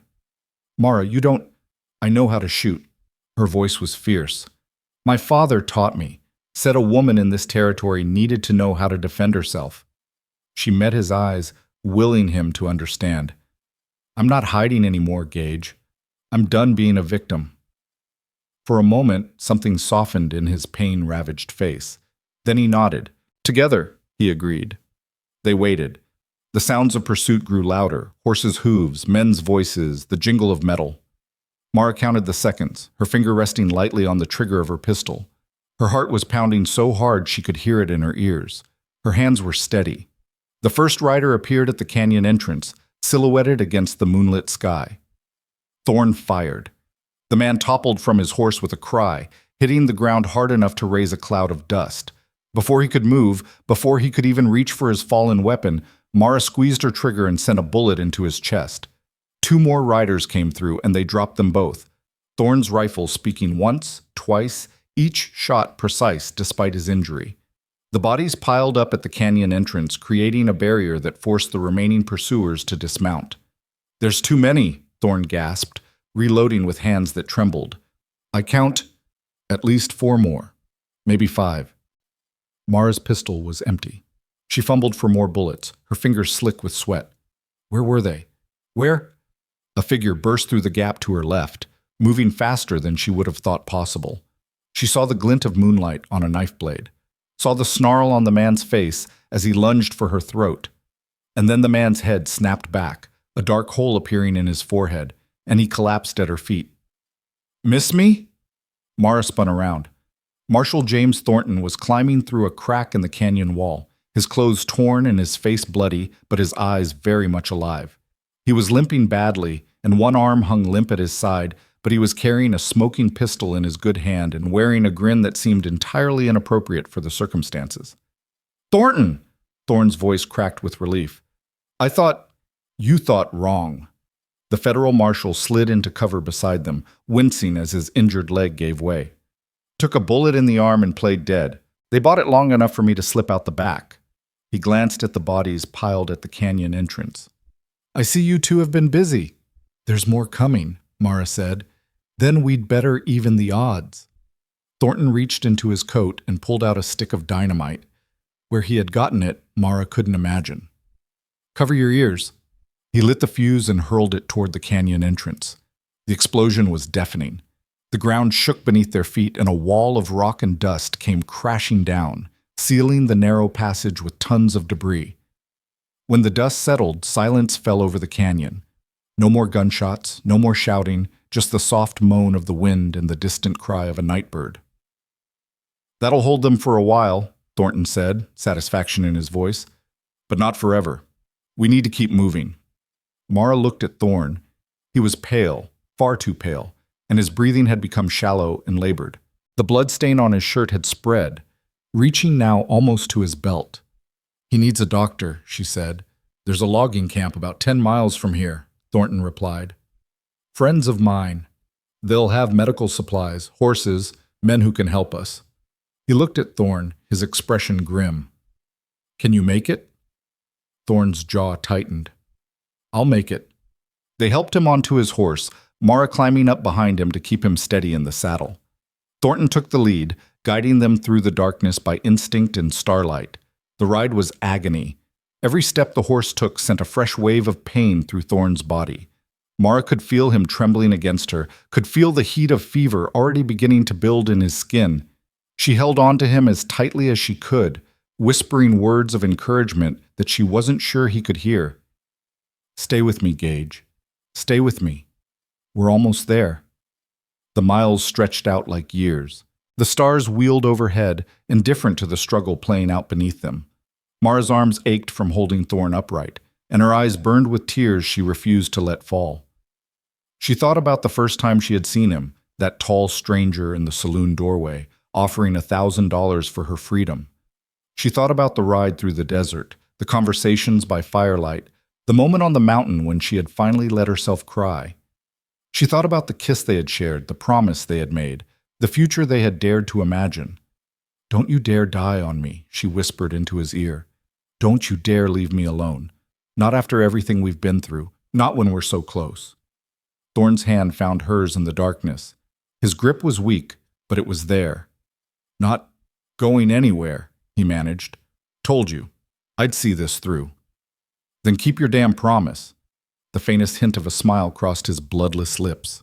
"Yes, ma'am." Dawn was breaking when they finally reached the logging camp.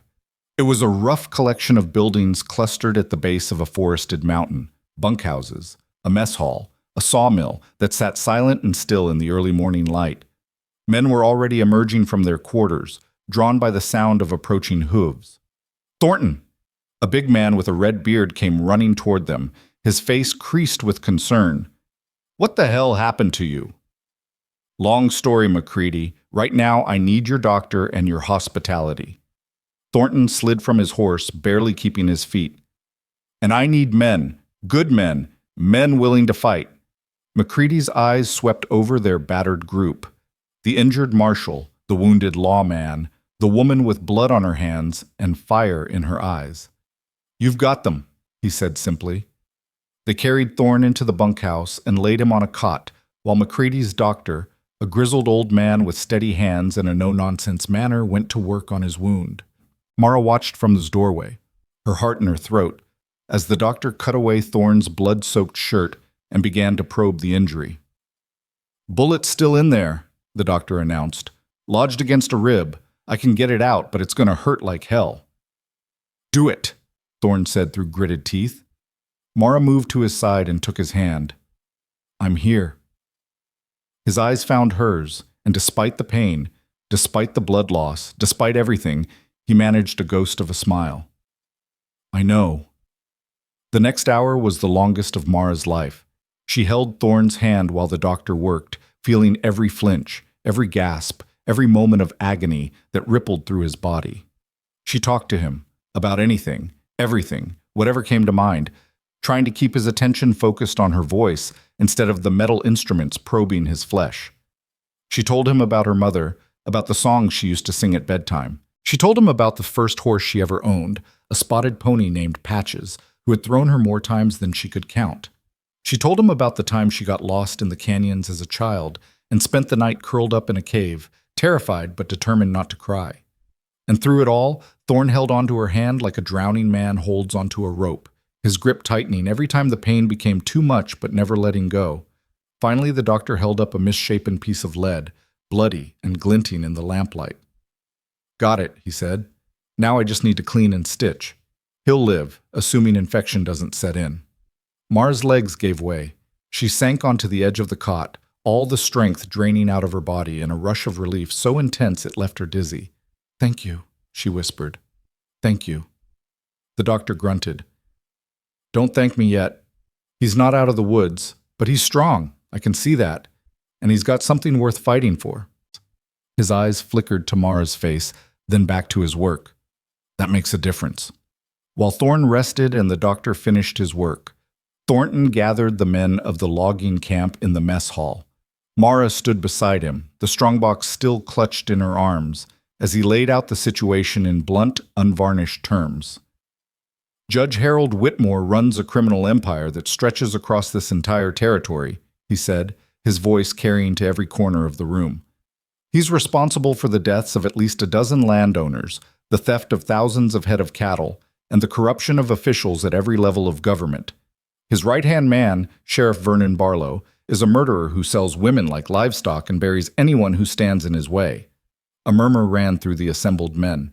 They were a rough lot, lumberjacks and sawyers, teamsters and cooks, but they had honest faces, and their eyes were hard with the look of men who knew injustice when they heard about it. Why should we get involved? One man called out. This ain't our fight. Because if men like Whitmore and Barlow can do what they've done and get away with it, no one in this territory is safe. Thornton's voice rose with passion. Today it's ranchers. Tomorrow it could be logging camps, your land, your families, your lives. He slammed his fist on the table. We stand together now, or we fall separately later. There is no middle ground. Silence fell over the mess hall. Mara could feel the weight of decision pressing down on the room, could see the men exchanging glances, measuring the risks against the rewards. Then McCready stood up. I've known James Thornton for 15 years, the big man said, his voice rumbling like distant thunder. He's never asked me for anything he wasn't willing to give himself. If he says these men are a threat to all of us, I believe him. He looked around the room, meeting the eyes of each man in turn. I'm in. Who's with me? One by one, hands went up. Within an hour, they had assembled a force of 20 men, loggers with axes and rifles, teamsters with shotguns and courage, ordinary workers transformed into soldiers by the simple power of a righteous cause. Mara watched them prepare, a strange mixture of hope and dread churning in her stomach. This was really happening. After all the running, all the hiding, all the desperate hours of planning and praying, they were finally going to fight back. But Barlow would be coming. The dynamite had bought them time, but not safety. He would dig through the rubble, find a way around, track them to the logging camp, and bring the full weight of his hired guns down on their heads. The question was, would they be ready? The answer came 3 days later. Thorne was on his feet by then, pale and weak, but moving under his own power. The doctor had done good work, and whatever iron ran in the marshal's veins seemed to be proof against infection.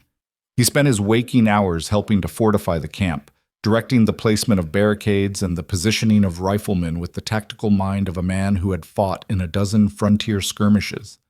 Mara stayed close to him, partly to help and partly because she couldn't bear to let him out of her sight.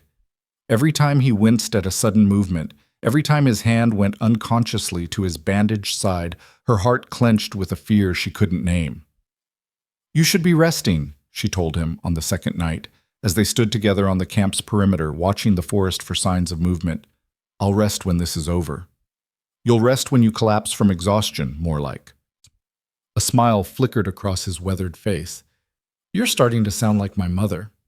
Someone has to look after you, since you clearly won't do it yourself." He turned to look at her, his pale eyes soft in the moonlight. "Someone already does." She felt heat rise in her cheeks, grateful for the darkness that hid her blush. "Gage, I've been thinking," he said, his voice dropping to barely more than a whisper, "about what happens after, about what I said in Red Bluff." He paused, struggling with words that didn't come easily to a man like him. "I meant every word, but I need you to know, whatever you decide, whatever path you choose, I'll support you, even if that path doesn't include me." Mara's breath caught. "Why would you think—" "Because you've been through hell. Because you deserve the chance to build your own life, on your own terms, without some broken-down lawman trailing after you like a lost dog." His jaw tightened. "I don't want you to feel obligated. To me or to anyone. You're free now, Mara. That's what matters." For a long moment she couldn't speak.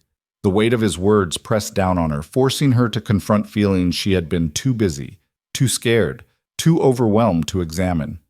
Did she love him? She thought she might.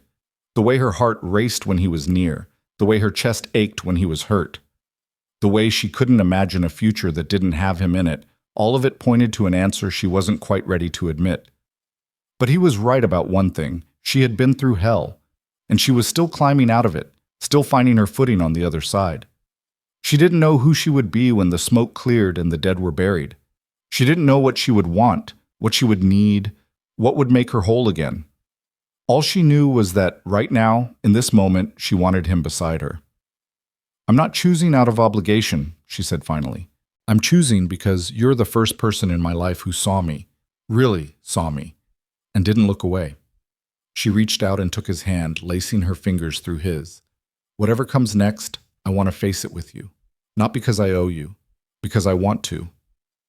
Thorne's grip tightened on her hand. For a moment, he didn't speak. Then he raised her fingers to his lips and kissed them, a gesture so tender it made her eyes burn with tears she refused to shed. "Then together it is," he said. The attack came at dawn on the third day. Mara was asleep in one of the bunkhouses when the first shots rang out, snapping her awake with the brutal efficiency of a bucket of ice water. She grabbed her pistol and ran outside to find chaos erupting around her. Barlow's men were coming from 3 directions. Dozens of them, more than she had expected, pouring out of the forest like a dark tide. Gunfire crackled through the cold morning air, and men on both sides fell screaming to the ground. "The barricade!" Thornton's voice cut through the confusion. "Hold the barricade!" Mara raced toward the north side of the camp, where a makeshift wall of logs and barrels had been erected across the main approach. Thorne was already there, rifle in hand, directing fire at the advancing enemy. She dropped into position beside him, her pistol raised, and began to shoot. The battle was unlike anything she had ever experienced. In the stories her father had told, gunfights were quick and decisive. A moment of tension, a flash of violence, and then it was over. The reality was far messier. It was smoke and noise and confusion, bodies falling and men screaming, the copper stink of blood mixing with the acrid bite of gunpowder.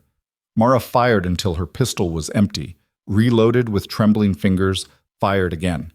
She didn't think about the men she was shooting at, didn't let herself wonder about their families, their lives, the choices that had led them to this moment.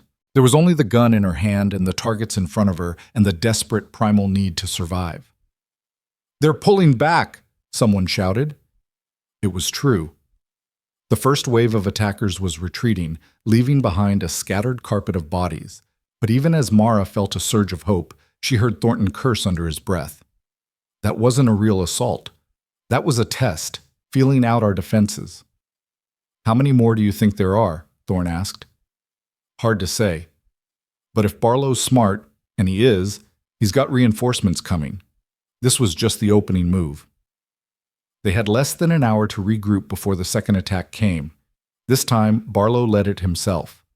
Mara saw him through a gap in the barricade, that barrel-chested figure with the cruel smile and the badge that had once represented law and order. He was shouting orders to his men, directing them with the cold efficiency of a general commanding his troops. "Focus fire on the north wall. Davidson, take your men around the flank. I want that camp in ashes by noon." The fighting was fiercer this time. Barlow's men pushed harder, and the defenders pushed back, and the air filled with the thunder of guns and the screams of the wounded. Mara emptied her pistol twice, 3 times, her arm aching from the recoil. Beside her, Thorne was a machine, firing, reloading, firing again, with the calm precision of a man who had done this 100 times before. But she could see the strain on his face, the way his bandaged wound was seeping fresh blood through his shirt. "You're bleeding!" she shouted over the noise. "Noticed." He didn't stop firing. "Worry about it later." The battle raged for what felt like hours. Men fell on both sides, some dead, some wounded, some simply too exhausted to continue. The barricades began to splinter under the assault, gaps appearing in the defensive line. And then, just when it seemed like Barlow's forces would overwhelm them, Mara heard something that changed everything. Hoofbeats. Dozens of them. Coming from the west. She turned, her heart in her throat, expecting to see more of Barlow's reinforcements arriving to finish them off. Instead, she saw a column of riders cresting the hill, men in blue uniforms, with rifles gleaming in the morning sun, and a flag she recognized streaming above them, the United States Army. "Cavalry!" McCready's voice boomed across the camp. "It's the goddamn cavalry!" The effect on Barlow's men was immediate and devastating. They broke and ran, scattering into the forest like leaves before a storm. Some threw down their weapons. Others tried to fight and were cut down by the arriving soldiers. Within minutes, the battle was over. Mara stood amid the chaos, her pistol hanging limp at her side, watching as soldiers surrounded the camp and began to secure the area. She felt numb, disconnected from her body, floating somewhere above the carnage and the smoke. A hand touched her shoulder. She turned to find Thorne standing behind her, his face gray with pain but his eyes bright with something that might have been wonder. "We won," he said. "We won," she repeated, the words feeling strange and unreal on her tongue. And then, without warning, she was crying, great heaving sobs that shook her entire body. All the fear, all the tension, all the trauma of the past weeks came pouring out of her in a flood that she couldn't control and didn't try to. Thorne pulled her into his arms, holding her close while she wept, murmuring words she couldn't hear but understood anyway. They had won. But it wasn't over yet. The cavalry had been dispatched from Fort Harrison, 50 miles to the north, after receiving word from one of Thornton's contacts in Santa Fe. They had ridden through the night to reach the logging camp, arriving just in time to turn the tide of battle. Their commander, a stern-faced major named Hadley, listened to Thornton's report with growing fury on his face. When the federal marshal finished, Hadley turned to look at the documents Mara had retrieved from her father's ranch. "This is damning evidence," he said, flipping through the pages. Judge Whitmore, Sheriff Barlow, half the territorial government, all of them implicated in murder and fraud. "Can you arrest them?" Mara asked. "I can do better than that." Hadley's jaw set with determination. "I can escort you to Santa Fe personally, along with 50 armed soldiers.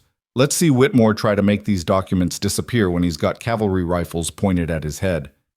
But there was one piece of unfinished business. "Where's Barlow?" Thorne asked, looking around at the captured and the dead. Silence.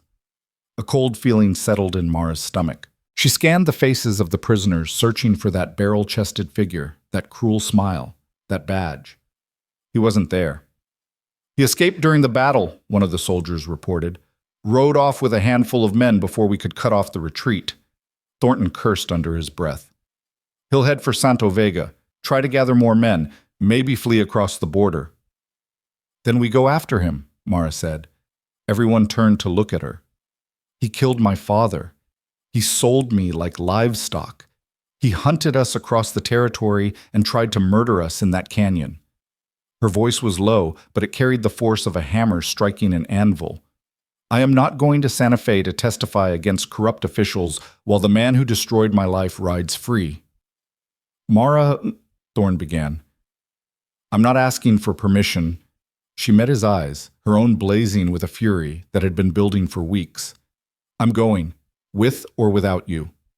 For a long moment, no one spoke. Then Thorne sighed, a sound of resignation, of acceptance, of something that might have been pride. "Well," he said, "I guess we're going after Barlow."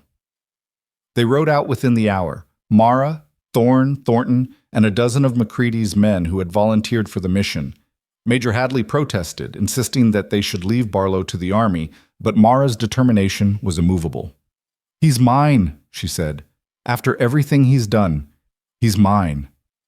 The trail to Santo Vega wound through canyons and across dry riverbeds, past abandoned homesteads, and through ghost towns that had been swallowed by the desert. They rode hard, pushing their horses to the limit, driven by the knowledge that every hour they delayed gave Barlow more time to prepare. Mara rode at the front of the column, her eyes fixed on the horizon, her mind churning with plans for what would happen when they arrived. She knew, with a certainty that surprised her, that this would end in blood. Barlow would not surrender. He would not go quietly to a federal prison. He would fight to the last breath, and so would she.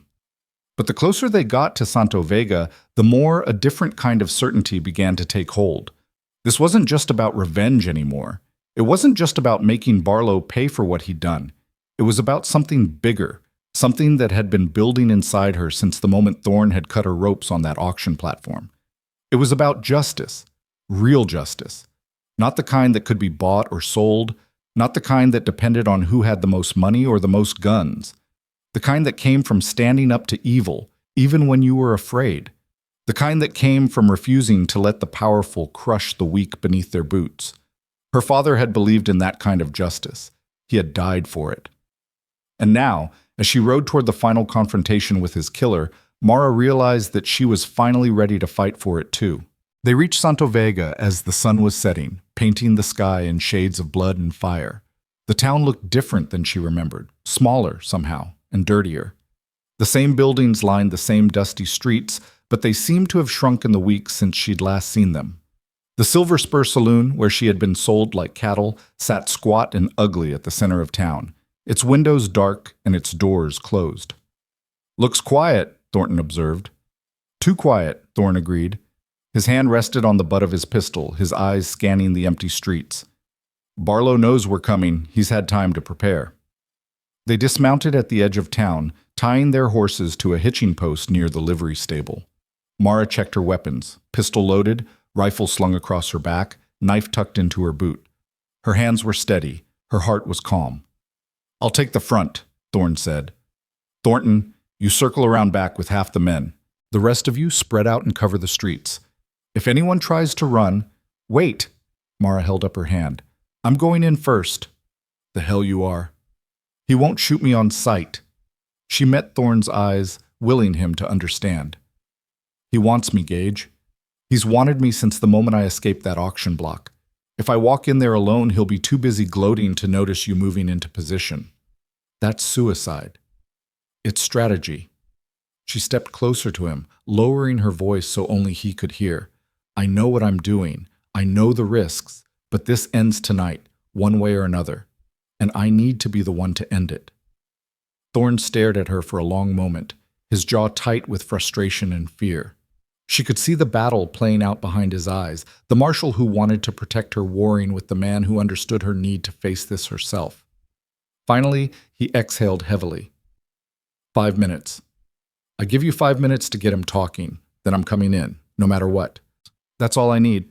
She kissed him, quick and fierce, a promise and a goodbye rolled into one, and then she turned and walked toward the Silver Spur Saloon. The doors creaked as she pushed them open. The interior was dark, lit only by a handful of lanterns that cast dancing shadows across the walls. Tables and chairs had been overturned, and the mirror behind the bar was cracked, as if someone had thrown a bottle at it in a fit of rage. And there, sitting at a table near the back of the room, was Sheriff Vernon Barlow. He looked terrible. His clothes were torn and blood-stained, his face covered in cuts and bruises. The arrogance she remembered had been replaced by something desperate, something cornered and dangerous. But when he saw her walk through the door, that cruel smile slowly spread across his lips. "Well, well," he said, "look who finally came home." Mara stepped deeper into the saloon, her boots making soft sounds on the sawdust-covered floor. The smell of the place was exactly as she remembered, whiskey and tobacco smoke and something darker underneath, something that spoke of violence and desperation and deals made in shadows. Barlow didn't move from his chair. He sat with his back to the wall, a half-empty bottle on the table in front of him and a pistol resting near his right hand. His eyes tracked her across the room with the lazy confidence of a predator watching wounded prey. "Close the door behind you," he said. "We've got some catching up to do." Mara didn't close the door. She stopped about 20 feet from his table, close enough to see the sweat glistening on his brow, but far enough that she could react if he went for his gun. "You look tired, Sheriff," she said, surprised by how steady her voice sounded. "Running for your life must be exhausting." Barlow's smile flickered. "Running? Sweetheart, I'm not running. I'm regrouping." He gestured at the empty saloon around them. "You think this is the end? You think killing a few of my boys and bringing in some cavalry changes anything? I've got friends everywhere. Judges, politicians, businessmen. One telegram and I'll have an army at my back." "Your friends are abandoning you as we speak." Mara took another step forward. "The documents we recovered from my father's ranch, they're already on their way to Santa Fe. Judge Whitmore's name is all over them. So is yours." Something shifted in Barlow's eyes, a flicker of uncertainty, quickly masked. "Those papers won't hold up in court. My lawyers—" "Your lawyers work for Whitmore, and Whitmore is finished." She allowed herself a small, cold smile. "By tomorrow morning, federal marshals will be kicking down his door. Everyone connected to your little operation, the bankers, the officials, the hired guns, they'll all be scrambling to save themselves. And you know what happens to men like you when the people above them start making deals?" Barlow's hand moved slightly closer to his pistol. "What happens? They become liabilities, the kind that need to disappear." For a moment, the saloon was absolutely silent. Mara could hear her own heartbeat, steady and sure. She could hear Barlow's breathing, heavier now than it had been a moment ago, and she could hear, faintly, the creak of floorboards somewhere at the back of the building, Thorne and his men moving into position. "You've changed," Barlow said finally, something like surprise in his voice. "That scared little girl on the auction block. She's gone. She died that day. The woman standing in front of you now is someone different." Barlow leaned back in his chair, studying her with new interest. "You know, I could have kept you for myself. When we were planning the auction, I thought about it. Thought about what it would be like to break you, to make you mine." His tongue darted across his lips. "I decided against it. Too much trouble, I figured. Easier to sell you off and be done with it." Mara's jaw tightened, but she kept her voice level. "Is that supposed to make me grateful?" "It's supposed to make you understand something." He sat forward suddenly, his eyes burning with an intensity that made her skin crawl. "I could have done anything to you, anything, and nobody would have stopped me. Your father was dead. Your ranch was gone. You had nothing and no one." His voice dropped to a whisper. "I held your entire life in my hands, Mara. I was your god." "And now?" Barlow's hand closed around the grip of his pistol. "Now I'm going to finish what I started." He was fast, faster than she had expected. The gun came up in a blur of motion, the barrel swinging toward her chest. But Mara was faster. She had drawn while he was still talking, her pistol rising from her holster in a smooth arc that ended with the barrel pointed directly at his face. Her finger squeezed the trigger before his gun had even cleared the table. The shot echoed through the saloon like a thunderclap. Barlow's chair tipped backward. He hit the floor hard, his pistol clattering from his hand, a red stain spreading across his right shoulder. He screamed, a high, animal sound of shock and pain, and tried to crawl toward his fallen weapon. Mara crossed the distance between them in 3 steps. Her boot came down on his outstretched hand, pinning it to the floor inches from the pistol's grip. "You were saying something about being my god," she said, her voice cold as winter ice. "How's that working out for you?" Barlow looked up at her, his face twisted with agony and disbelief. You shot me." "I did, and I'll do it again if you move." She pressed her boot down harder, feeling the bones in his hand grind together. "Now we're going to have a conversation, and you're going to tell me everything. Everyone involved in my father's murder, everyone who profited from his death, every detail of how you've been stealing land and lives for the past 20 years. Go to hell." Mara lowered her pistol and shot him in the leg. This scream was louder than the first, a shriek of pure anguish that echoed off the walls and made the lanterns flicker. Barlow writhed on the floor, blood pooling beneath him, his face gone white with shock. "I have 5 more bullets," Mara said calmly, "and a lot of questions. We can do this the easy way, or we can do it the way you taught me, one piece at a time." The saloon doors burst open behind her. Thorne came through first, his rifle raised, followed by Thornton and half a dozen of McCready's men. They spread out through the room, covering the exits, but Mara didn't take her eyes off Barlow. "Mara," Thorne's voice was careful, controlled. "It's over. We've got him." "Not yet." She kept her pistol trained on the sheriff's bloody form. "He hasn't answered my questions." "He will, but not like this."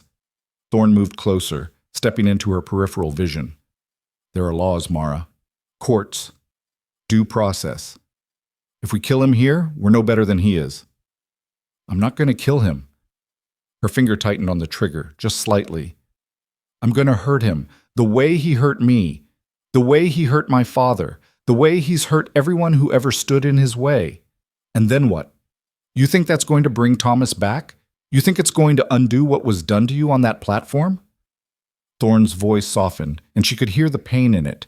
Pain for her, fear of what she might become. "Mara, please, put the gun down." For a long moment, she didn't move. The rage inside her was a living thing, a fire that had been burning since the day they dragged her from her father's grave. It demanded blood. It demanded justice. It demanded that Vernon Barlow suffer the way she had suffered, that he know even a fraction of the terror and humiliation he had inflicted on her. But Thorne's words cut through the flames like a cold wind. "We're no better than he is." Is that what she wanted? To become the thing she hated? To let Barlow's cruelty transform her into a monster capable of the same atrocities? Her father wouldn't have wanted that. Thomas Ellington had been a man of principle, a man who believed in justice even when justice seemed impossible. He had taught her to stand up for what was right, but he had also taught her that there were lines you didn't cross, boundaries you didn't break, even when every instinct screamed at you to let go and give in to the darkness. Slowly, painfully, Mara lowered her pistol. "Get him out of here," she said, her voice barely more than a whisper, "before I change my mind." Thornton's men moved forward, hauling Barlow to his feet despite his screams of protest. They half carried, half dragged him toward the door, leaving a trail of blood across the sawdust floor. Mara watched them go, her body trembling with emotions she couldn't name. And then Thorne was there, his arms wrapping around her, pulling her close against his chest. She buried her face in his shoulder and let the tears come. Not tears of grief this time, but tears of release, of catharsis, of something very much like relief. "It's over," he murmured into her hair. "It's finally over." But it wasn't. Not quite. The next 48 hours passed in a blur of activity. Federal marshals arrived from Santa Fe, accompanied by a contingent of territorial officials who had not been corrupted by Judge Whitmore's influence. They took custody of Barlow and his surviving men, securing them in the Santo Vega jail until they could be transported to the capital for trial. Mara gave her statement to a grim-faced prosecutor named Harrison, recounting everything that had happened, The auction, the flight to Red Bluff, the raid on her father's ranch, the battle at the logging camp. She spoke for hours, her voice growing hoarse, while Harrison took notes and asked questions and occasionally shook his head in disbelief at the depths of corruption she was describing. "This will be the biggest trial in territorial history," he said when she had finished. "Every newspaper in the country will cover it. You'll be called as a witness, you and Marshal Thorne and everyone else who was involved." "I'll be there," Mara promised, "whatever it takes to see them all put away." But even as she said the words, part of her mind was already moving on, thinking about what came next. The immediate crisis had passed. The villains had been captured. Justice, real justice, was finally within reach. So why did she feel so empty? She found Thorne on the porch of the hotel, where they had taken rooms, sitting in a worn wooden chair and watching the sunset paint the desert in shades of gold and crimson. His wound had been properly treated by one of the army doctors, and though he moved stiffly, the color had returned to his face. "Mind if I join you?" she asked. He gestured to the chair beside him. "Please."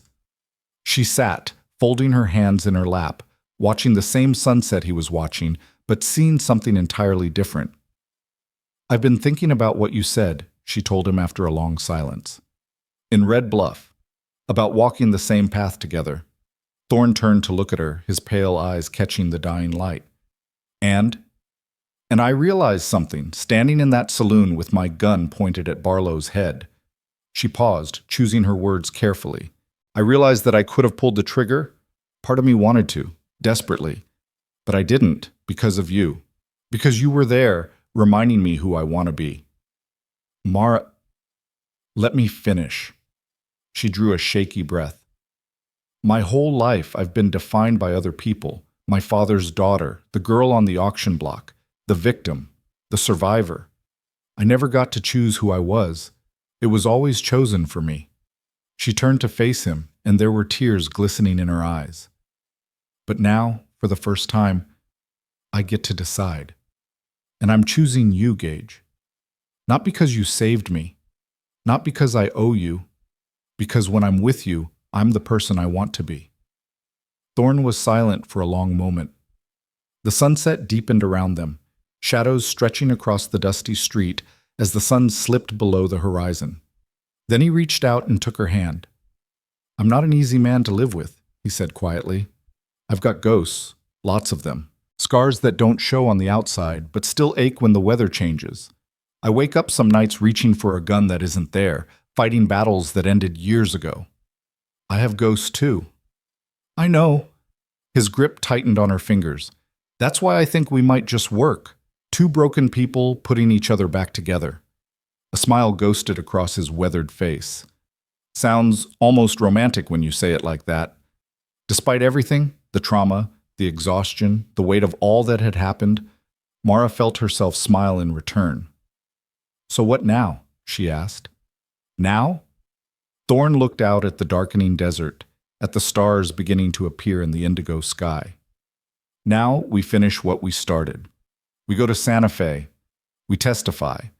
We make sure Whitmore and Barlow and everyone else involved pays for what they did." He paused. And then? He turned back to her, and there was something in his eyes she had never seen before. Something vulnerable and hopeful and almost afraid. "And then I'd like to ask you a question, but I think it should wait until this is truly over. Until the trials are done and the bad men are locked away and we have time to breathe." His thumb traced circles on the back of her hand. "Is that all right?" Mara's heart was pounding. She had a feeling she knew what question he wanted to ask, and she had a feeling she knew what her answer would be. "That's all right," she said softly. They sat together in the gathering darkness, watching the stars emerge one by one, finding comfort in each other's presence, even as the world around them continued to turn. The news from Santa Fe came 3 days later. Judge Harold Whitmore had been arrested in his home, dragged from his bed in the middle of the night by federal marshals who found him trying to burn documents in his fireplace. He had attempted to bribe his way out, offering money, property, even his own brother's testimony against other corrupt officials. But the evidence from Thomas Ellington's hidden room was too damning to ignore. Within a week, a dozen more arrests had been made. Bankers, politicians, lawmen, The web of corruption that had strangled the territory for 2 decades was being torn apart, thread by thread. Newspapers across the country ran stories about the massive conspiracy, and public outrage demanded swift and severe justice. Mara followed the news obsessively, reading every report, tracking every development. Part of her still couldn't believe it was happening, that the machine that had destroyed her father and tried to destroy her was actually being dismantled. But another part of her was already looking ahead, already planning for the future that was finally within reach. The prosecutor says the trials will start in 3 months, she told Thorne one evening as they walked along the main street of Santo Vega. The town had transformed in the weeks since Barlow's capture. The fear that had hung over it like a shroud was lifting, replaced by something that almost felt like hope. He wants us in Santa Fe by then to prepare our testimony. 3 months. Thorne nodded slowly. That gives us time. Time for what? He didn't answer immediately. They had reached the edge of town where the buildings gave way to the open desert and the sky stretched out before them in an endless canvas of stars.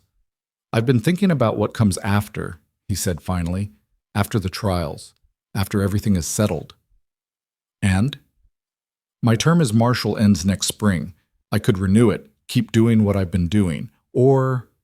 He trailed off, his jaw tightening. Or... Thorne turned to face her, and in the starlight, his weathered face looked almost young. Or I could retire, buy some land somewhere quiet, maybe near Red Bluff, maybe somewhere new. Build a life that doesn't involve chasing outlaws and sleeping with one eye open. He reached out and took both her hands in his. Build a life with you, if you'll have me. Mara's breath caught. Gage, I know I said I'd wait until this was over. I know the trials haven't even started yet, but I can't. His voice cracked slightly, and he had to stop and gather himself before continuing. I can't keep pretending that I don't know what I want. I want you, Mara. I want to wake up beside you every morning and fall asleep next to you every night. I want to build something together, something good and real and lasting. Are you asking me to marry you? The words hung in the air between them, fragile and momentous. I'm asking you to think about it, Thorne said. I'm asking you to consider whether, when all of this is done, you might want to... She kissed him. It was different from the kisses they had shared before, not desperate or frightened or tinged with the uncertainty of survival. This was a kiss of acceptance, of promise, of two souls finally finding their way home to each other. When they pulled apart, both of them were breathing hard. Is that a yes? Thorne managed. That's a yes, but not yet. Mara smiled, her eyes bright with happy tears. I want to say yes, more than anything. But you were right. We need to finish this first. We need to see it through to the end. Make sure Barlow and Whitmore and all the rest of them are locked away for good. She reached up and touched his face, her fingers tracing the scar that ran from his temple to his jaw. And then, when the dust has settled and we can finally breathe, ask me again. Thorne's smile was like sunrise after a long, dark night. I can wait, he said. For you, I can wait forever. They returned to Santo Vega as midnight approached. The town was quiet, most of its residents asleep behind closed doors and shuttered windows. But as they passed the Silver Spur Saloon, still dark and empty since the night of Barlow's capture, Mara paused. What is it? Thorne asked. She stared at the building, remembering the last time she had stood here. The auction block had been right out front, where the hitching posts now stood empty.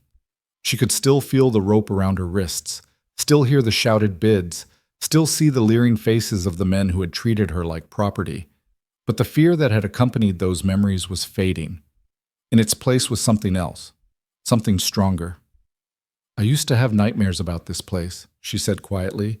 Every time I closed my eyes, I was back on that platform. Helpless, hopeless, waiting for someone to save me. And now? Mara turned to look at him, and her expression was calm, resolved, at peace. Now I know the truth.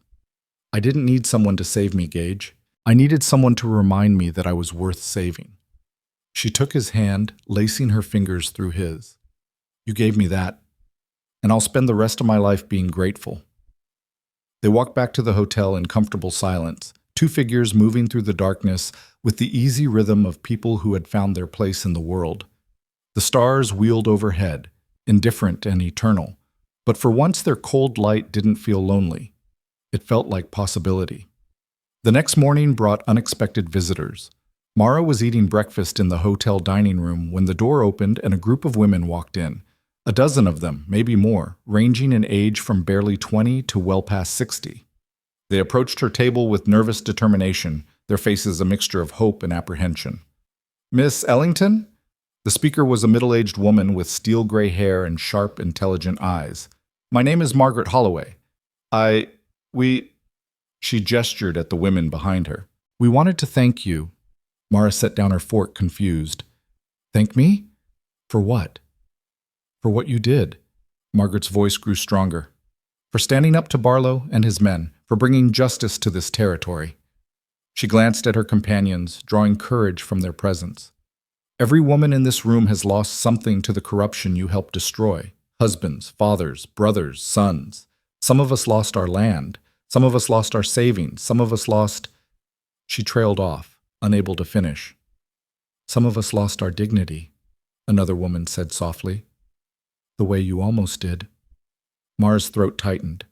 She hadn't thought about this, hadn't considered that her struggle might resonate with others who had suffered at Barlow's hands. "I didn't do it alone," she said. "Marshal Thorne, Marshal Thornton, the men from the logging camp, they risked everything to help me. But you started it." Margaret stepped forward, her eyes bright with unshed tears. "You could have run. You could have hidden. You could have accepted your fate and tried to survive the best you could. But you didn't.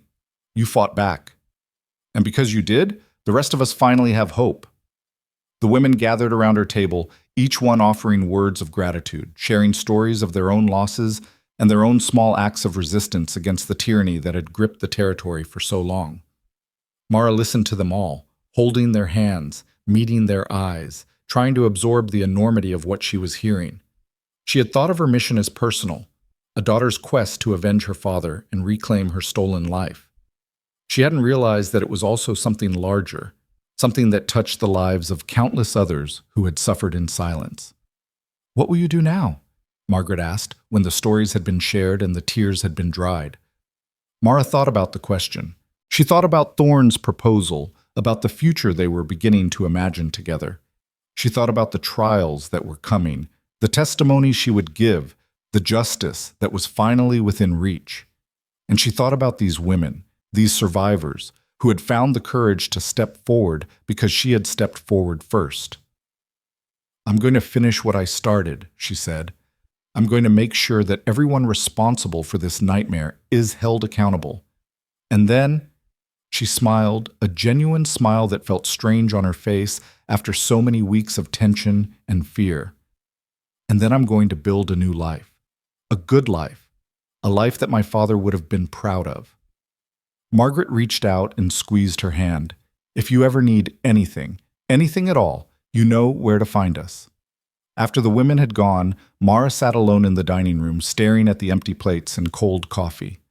She felt different somehow, changed in a way she couldn't quite define. The weight that had been pressing down on her shoulders for so long had shifted, transformed into something else. Not lighter, exactly, but more bearable. Thorne found her there an hour later, still lost in thought. "I heard about your visitors," he said, settling into the chair across from her.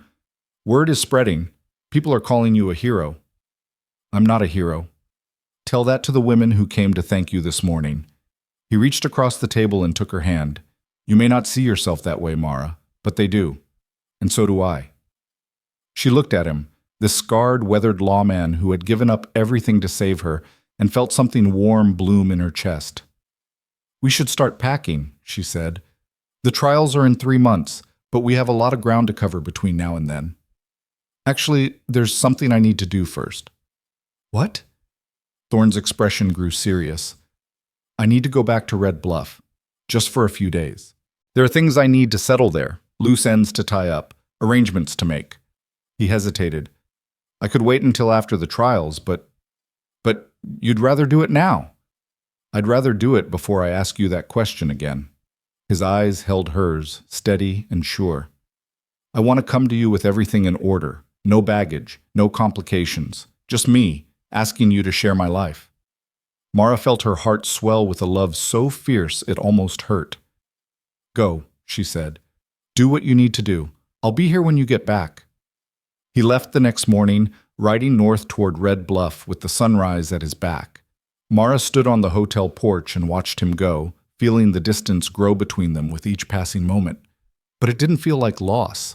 It felt like an intermission, a brief pause before the next act of a story that was only beginning to unfold.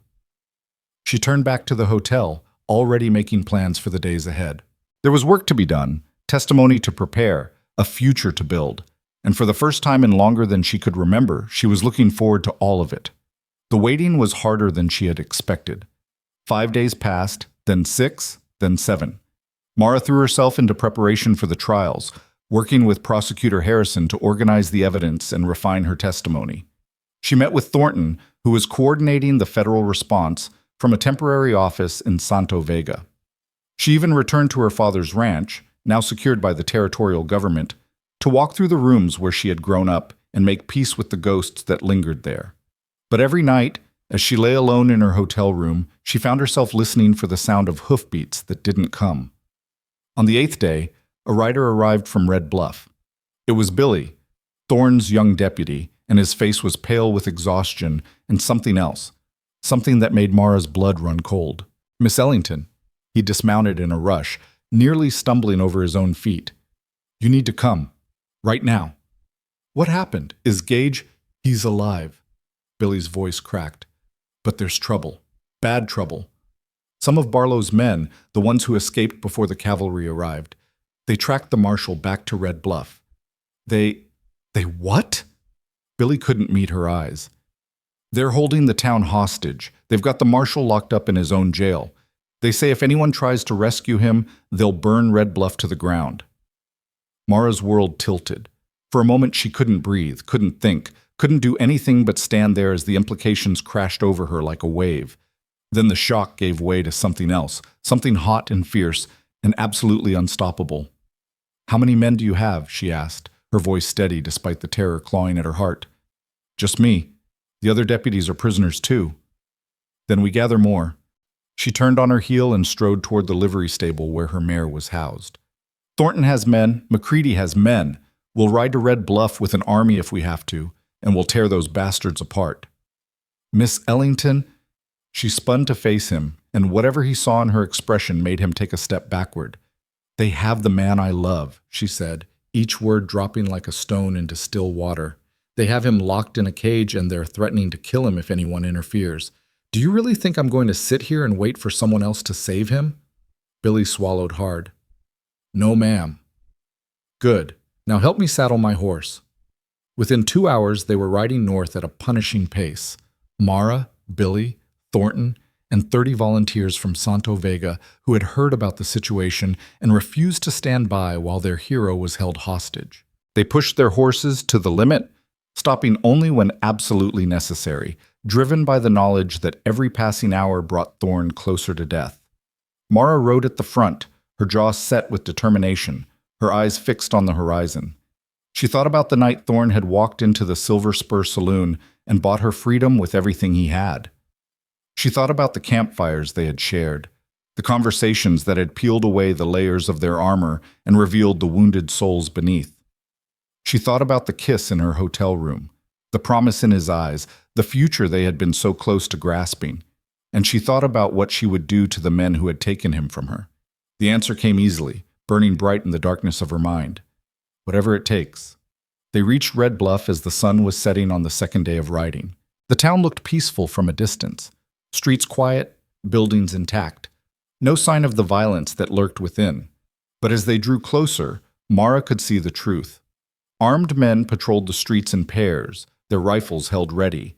The shops and homes were shuttered, their windows dark. And in the center of town, near the marshal's office, a makeshift gallows had been constructed, a wooden platform with a noose swinging gently in the evening breeze. "Dear God," Thornton breathed. Mara didn't speak. She was too busy counting the enemy forces, assessing the layout, searching for any advantage they might exploit. "There's a back way into town," Billy said, his voice low. "Through the canyons to the east. It comes out near the livery stable." Too narrow. Mara shook her head. We'd have to go single file, and they'd pick us off as we emerged. Then what do we do?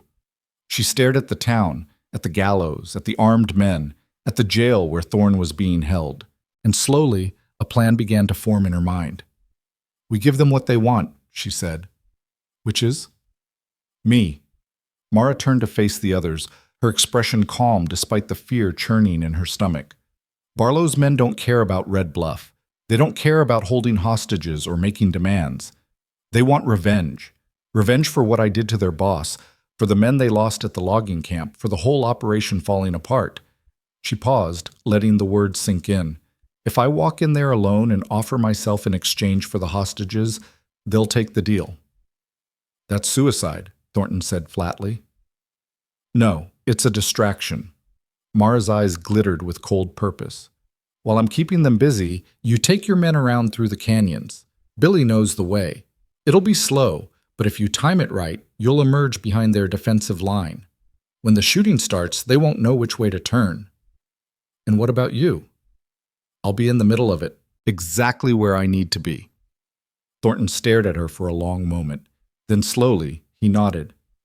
You're either the bravest woman I've ever met, he said, or the craziest. Can't I be both?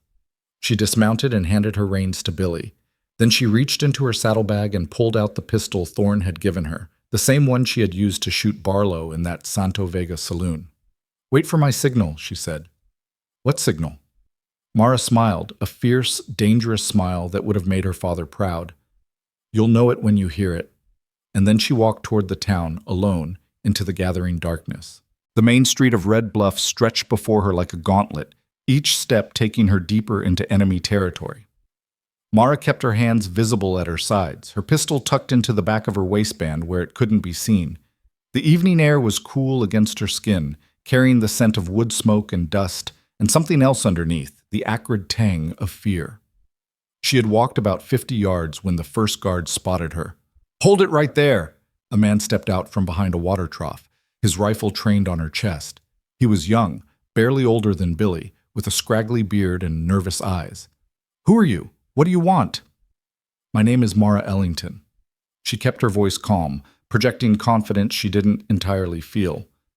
I'm here to speak with whoever's in charge. The guard's eyes widened with recognition.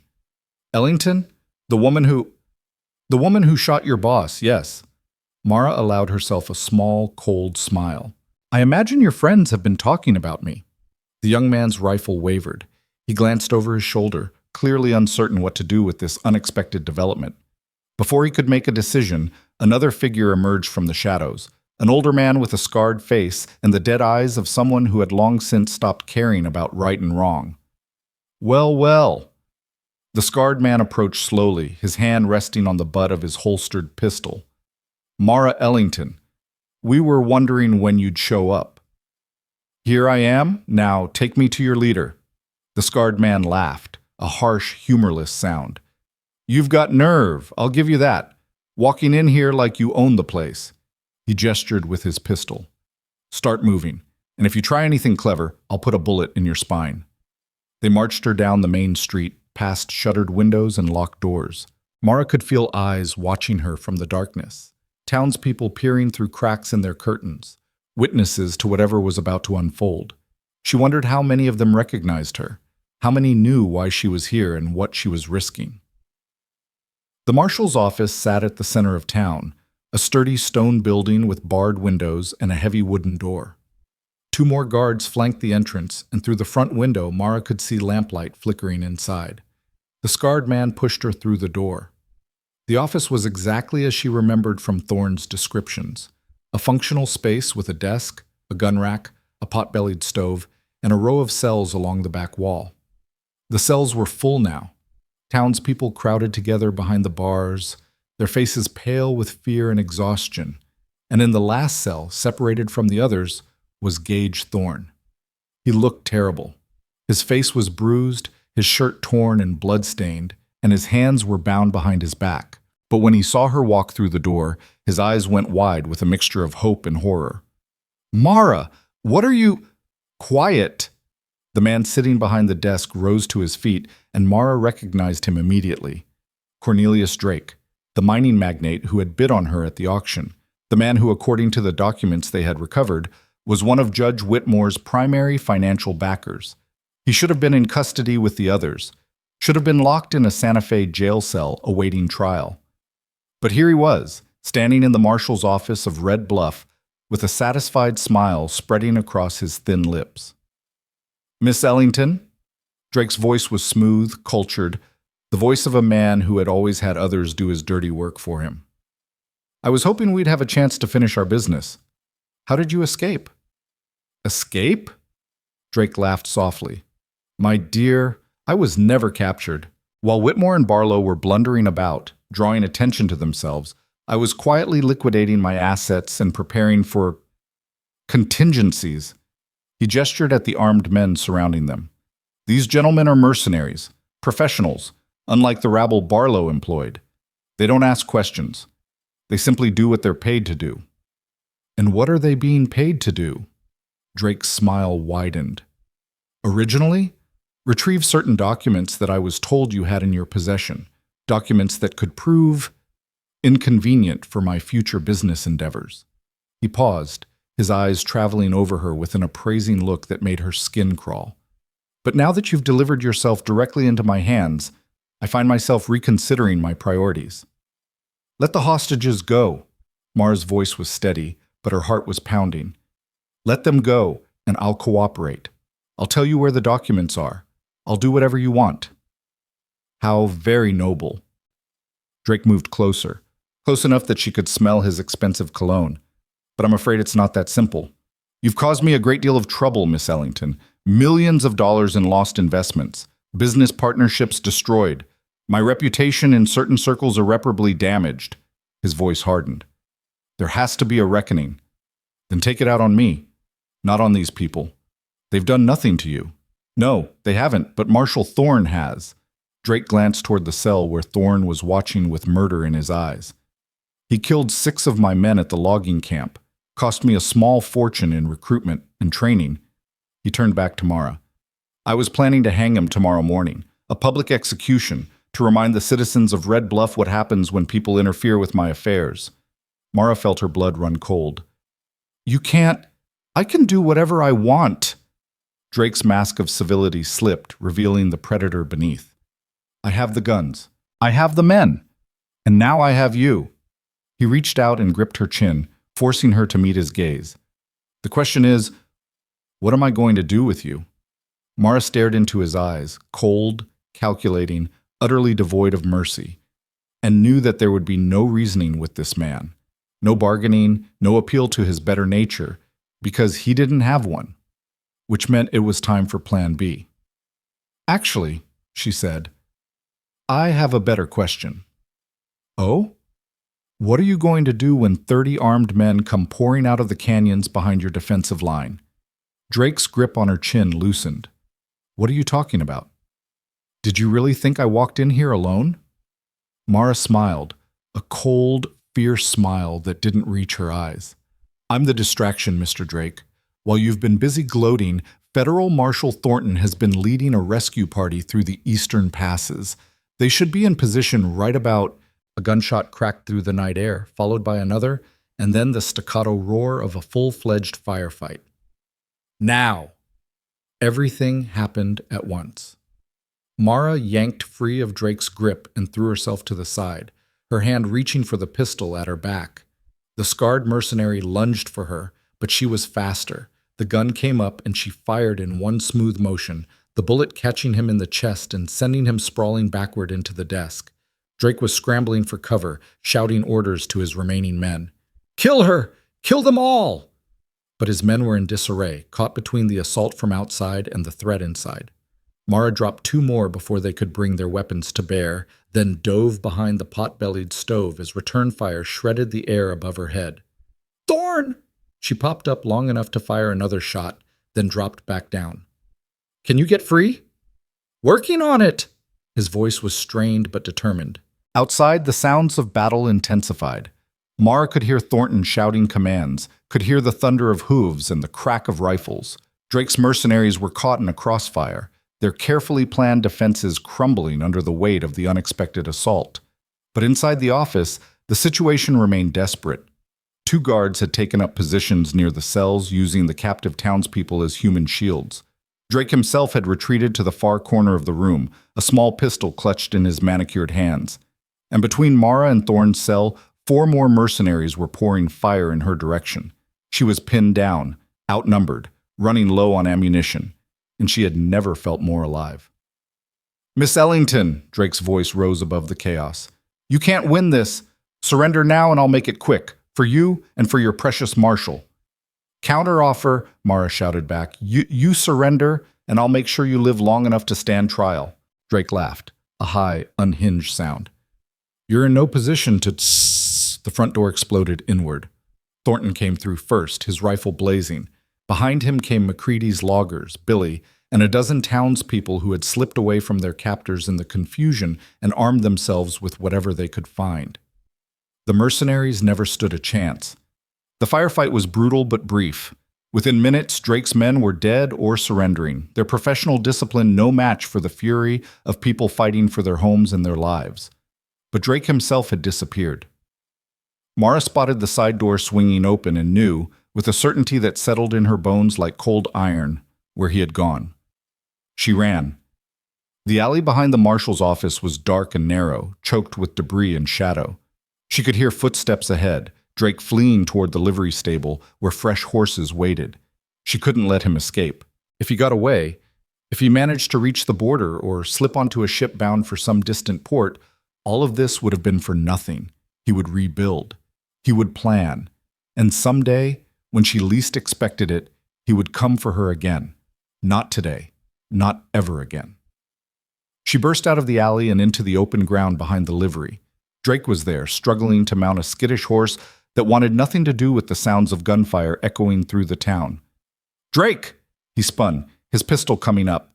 Mara fired first. The bullet caught him in the shoulder, spinning him around and sending him crashing to the ground. His pistol went flying, disappearing into the darkness beyond the reach of the lamplight. Mara approached slowly, her weapon trained on his prone form. "It's over," she said. "Your men are dead or captured. Your money won't buy you out of this, and tomorrow you'll be on your way to Santa Fe in chains." Drake looked up at her, his face contorted with pain and rage. "You think this ends anything? There are others, men more powerful than me, with longer memories and deeper pockets. They'll never stop hunting you. Never." "Maybe." Mara crouched down until she was eye level with him. "But they'll have to go through me. And after tonight, everyone in this territory knows what happens when someone tries." She leaned closer. "I was sold like livestock on an auction block. I watched my father murdered for his land. I was beaten, humiliated, stripped of everything that made me human. And I'm still standing." Her voice dropped to a whisper. "What makes you think anyone else can finish what you started?" Drake had no answer. Thornton's men arrived moments later to take him into custody. Mara stood back and watched as they dragged him away, feeling the last of the adrenaline drain from her body. It was over, finally, truly over. She made her way back to the marshal's office in a daze. The townspeople were emerging from the cells, embracing each other, crying with relief. The wounded were being tended to by Doc Harrison's Red Bluff counterpart. And there, standing in the middle of the chaos with rope burns on his wrists and blood on his face, was Gage Thorne. He saw her at the same moment she saw him. Neither of them spoke. They didn't need to. They crossed the distance between them in 3 quick strides and fell into each other's arms, holding on as if they would never let go. "You came for me," he murmured into her hair. "Of course I did." Her voice was muffled against his chest. "Did you think I was going to let those bastards hang you?" The thought crossed my mind. She pulled back just far enough to meet his eyes. "Never. You hear me? I will never stop fighting for you, not as long as I'm breathing." Thorne's hands came up to cup her face, his thumbs brushing away the tears she hadn't realized she was crying. "I love you," he said. The words hung in the air between them, simple and profound and absolutely true. "I love you too," Mara whispered. And then she kissed him, right there in the middle of the chaos, with the whole town watching and the flames of the dying battle still flickering in the distance. She kissed him like her life depended on it, like he was the air she needed to breathe, like nothing else in the world mattered except the two of them, and this moment, and the future, stretching out before them.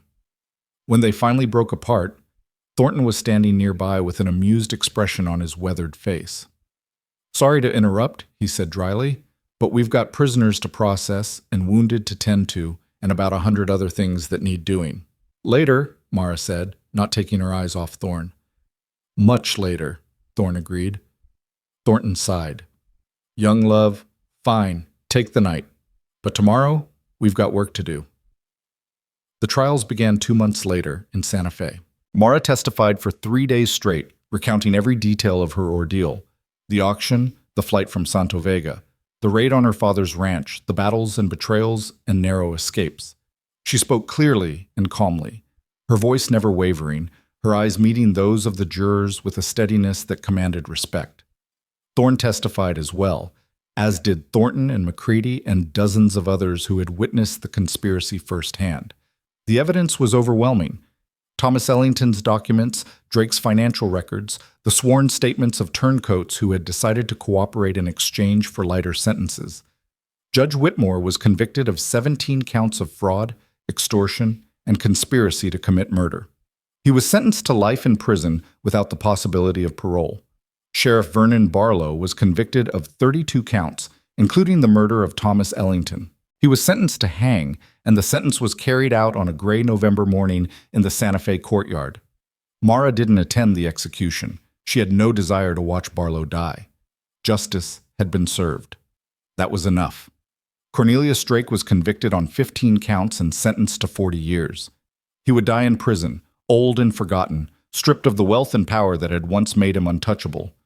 And when it was all over, when the verdicts had been read and the sentences had been passed and the newspapers had printed their final headlines, Mara walked out of the Santa Fe courthouse into the bright winter sunshine and found Gage Thorne waiting for her. "It's done," she said. "It's done." They stood there for a moment, blinking in the light, trying to process the enormity of what they had accomplished. The battle that had consumed their lives for so many months was finally over. The enemies who had threatened to destroy them were defeated. And the future, that uncertain, terrifying, beautiful future, was finally theirs to claim. "So," Thorne said, a hint of a smile playing at the corners of his mouth, "I believe I owe you a question." Mara's heart began to race. "I believe you do." He reached into his coat pocket and pulled out a small velvet box.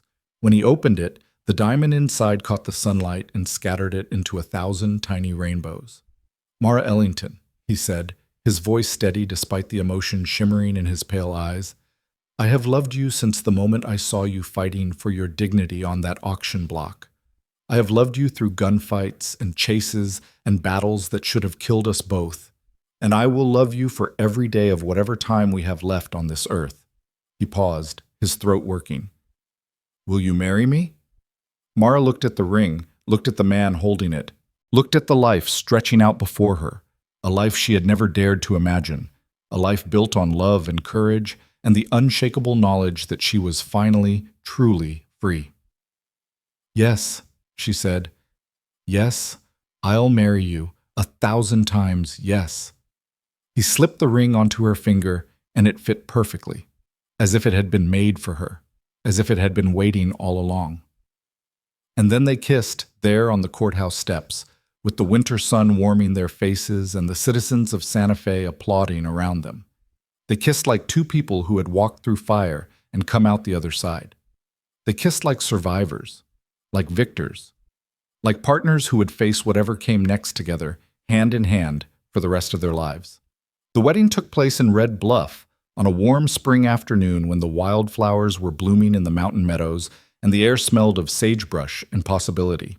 It was a simple ceremony, just Mara and Thornton as best man, and Margaret Holloway, who had become a dear friend in the months since their first meeting, as matron of honor. The townspeople gathered to witness the union, their faces bright with joy and celebration. Doc Harrison performed the ceremony, his silver hair gleaming in the sunlight. When he pronounced them husband and wife, a cheer went up from the crowd that echoed off the surrounding mountains. The reception was held in the meadow behind Thorne's office, which was no longer his office, because he had retired from the marshal service just as he'd promised. Tables were laden with food and drink, musicians played lively tunes, and children ran laughing through the wildflowers while their parents danced. Mara stood at the edge of the celebration, watching her new husband share a toast with Thornton and Macready. She still couldn't quite believe it. This life, this happiness, this peace that had seemed so impossibly out of reach just a year ago. "Mrs. Thorne!" She turned to find Billy standing beside her, his young face split with a grin. "Congratulations," he said. "You deserve this. Both of you." "Thank you, Billy." She reached out and squeezed his shoulder. "And thank you for writing to Santo Vega to warn me about the hostage situation. If you hadn't, don't even think about it." His grin faded into something more serious. "I was just doing my job. You and the marshal, you showed me what it means to stand up for what's right, even when it's hard, even when it costs you everything." He straightened his shoulders. "I'm going to be the marshal of Red Bluff someday, and when I am, I'm going to make you proud." Mara felt tears prick at her eyes. "You already have." Later, as the sun began to set and the celebration wound down, Mara and Thorne slipped away from the crowd. They walked hand in hand through the meadow, past the wildflowers and the dancing fireflies, to the overlook where Thorne had first brought her all those months ago. The valley of Red Bluff spread out below them, painted in shades of gold and rose by the setting sun. Beyond it, the desert stretched to the horizon, endless and ancient and full of mystery. "I've been thinking about something," Mara said. "What's that?" "The double star, my father's ranch." She paused, watching a hawk circle lazily in the evening sky. "The territorial government has been holding it in trust, waiting for the trials to end. Now that everything is settled, they've offered to return it to me." Thorne turned to look at her. And I've decided to sell it." She met his eyes. "That place has too many ghosts, too many memories of what I lost. I don't want to live in the shadow of my grief for the rest of my life." "Where do you want to live?" Mara smiled, a genuine smile, full of hope and promise. "I was thinking we could buy some land near here, build a new ranch, something that's ours. Not a monument to the past, but a foundation for the future." Thorne's face softened. "That sounds perfect. There's just one problem." "What's that?" "I don't know anything about building a house." She laughed, the sound bright and free. "I know how to break a horse and brand a steer and shoot a man at 50 paces. But when it comes to carpentry, I'm completely useless." Thorne chuckled. "Well, lucky for you, I spent a summer working construction in Kansas before I fell in with the wrong crowd. I can swing a hammer with the best of them." "Then I guess we make a good team." "I guess we do." He pulled her into his arms, and they stood there together, watching the sun sink below the horizon and the stars emerge one by one in the darkening sky. The world stretched out before them, vast and wild and full of possibility. They had survived the worst that fate could throw at them. They had faced down corruption and violence and injustice, and they had emerged victorious. And now, finally, they were free to build the life they had always wanted. The construction began that summer. Mara and Thorne chose a plot of land about 5 miles north of Red Bluff, in a shallow valley ringed by mountains.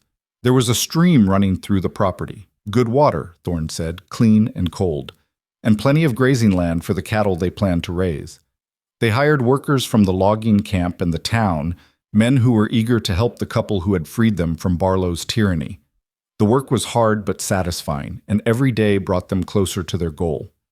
By autumn, the house was finished, a sturdy structure of stone and timber with a wide porch overlooking the valley and windows that caught the morning sun. It wasn't fancy, but it was solid, built to last for generations. On the day they moved in, Mara stood on the porch and looked out at the land that was now hers. Their land. A new beginning, rising from the ashes of the old. "What are you thinking about?" Thorne came up behind her, wrapping his arms around her waist. "I'm thinking about my father," she said softly. "About whether he would be proud of what we've accomplished." "He would be proud of you, Mara, of who you've become." Thorne rested his chin on her shoulder. "You honored his memory by bringing his killers to justice, and now you're honoring his legacy by building something new, something good and lasting. We're building something together." "Yes, we are." She turned in his arms, facing him. "I never thanked you properly, you know." "Thanked me for what?" for buying my freedom, for believing in me when I had stopped believing in myself, for loving me despite everything I'd been through. Her eyes glistened with unshed tears. You gave me back my life, Gage, and I will spend the rest of it making sure you never regret it. He kissed her forehead gently. I could never regret anything that led me to you. They stood there together as the sun set behind the mountains, painting the sky in shades of fire and gold. And in that moment, Mara knew that everything she had suffered, the loss, the pain, the humiliation, had led her exactly where she was meant to be. Home. A year later, their first child was born. They named him Thomas, after Mara's father. He had his mother's dark hair and his father's pale gray eyes, and from the moment he drew his first breath, he was the center of their world. Mara held him in her arms, marveling at the miracle of his existence. This tiny person, this perfect combination of her and Thorn, this promise of a future she had never dared to dream. He's beautiful, Thorn said, his voice rough with emotion. He is. Mara looked up at her husband, tears streaming down her face. I never thought I would have this. A family, a home, a life worth living. You've always been worth it, Mara. Always. She leaned against him, their son cradled between them. Outside, the first snow of winter was beginning to fall, blanketing the valley in a soft white silence. It was, she thought, the most perfect moment of her life. And it was only the beginning. The years that followed were not without hardship. There were droughts and blizzards, cattle diseases and market crashes. There were nights when Mara woke screaming from nightmares about the auction block, and days when the weight of her memories seemed too heavy to bear. But through it all, Thorn was there. Her partner, her anchor, her home. They raised Thomas together, teaching him the values that had carried them through the darkest times: courage, integrity, compassion, and the unshakable belief that one person could make a difference. When he was old enough, Mara told him the story of his grandfather, the brave rancher who had died fighting for what he believed in. She told him about the auction, about the rescue, about the long and bloody road to justice. And she told him about the man who had given up everything to save her, who had looked at a broken girl on a platform and seen something worth fighting for. Thomas listened to these stories with wide eyes, absorbing them like seeds absorbing rain. And as he grew, Mara saw echoes of her father in him, the same quiet strength, the same stubborn determination, the same deep and abiding sense of right and wrong. By the time Thomas was 12, the ranch had grown into one of the most successful operations in the territory. They had hired hands and cattle drives and all the trappings of prosperity. But Mara never forgot where she had come from, never lost touch with the hunger and desperation that had once defined her life. She used her wealth to help others, funding schools for poor children, supporting widows and orphans, establishing a network of safe houses for women escaping abusive situations. She became known throughout the territory as a champion of the downtrodden, a voice for those who had no voice of their own. And through it all, Thorn stood beside her, proud, supportive, utterly devoted to the woman who had transformed his life as surely as he had transformed hers. I never dreamed any of this would happen, Mara told him one evening as they sat on their porch watching the sunset. Thomas was playing in the yard, his laughter echoing across the valley. When you cut those ropes in Santo Vega, I thought my life was over. I thought I had nothing left to live for. And now? She reached over and took his hand. Now I have everything. Thorn squeezed her fingers gently. So do I. They sat in comfortable silence, watching their son play in the fading light. The mountains rose around them, ancient and eternal. The stream whispered its endless song, and the sky blazed with colors so beautiful they seemed to come from another world. Mara thought about the journey that had brought her here, the pain, the fear, the loss, the love. She thought about her father, who had died believing in a better world. She thought about her mother, who had taught her that strength was not the absence of fear, but the courage to face it anyway. And she thought about the stranger who had walked into a saloon on a July afternoon and changed everything with 4 simple words. $1,000. That was what he had paid for her freedom, a year's savings, everything he had. But what he had given her was worth so much more than money. He had given her hope when she had none. He had given her love when she had forgotten how to feel it. He He had given her a future when she thought she had lost everything. And now, sitting beside him in the golden light of another perfect evening, Mara Thorne, née Ellington, knew that she was finally, completely, irrevocably home. The story of the auction became a legend in the territory, passed down from generation to generation. Children grew up hearing about the brave woman who had stood against corruption and won, about the lawman who had sacrificed everything for love, about the night when Silver Creek stood together against the forces of darkness. But for Mara, it was never just a story. It was her life, messy and painful and beautiful and real. It was the choices she had made and the prices she had paid. It was the scars on her wrists and the fire in her heart and the love that had carried her through the darkest nights. And when she was very old, with grandchildren climbing on her knees and great-grandchildren running through the meadows of the ranch she and Thorne had built together, she would still sometimes think about that moment on the auction block. The moment when all hope seemed lost. The moment when she had looked up and seen a stranger in the doorway. $1,000. 4 words that had changed everything. She would think about it, and she would smile. Because she knew, with the certainty that comes only from a life fully lived, that every moment of suffering had led her exactly where she was meant to be.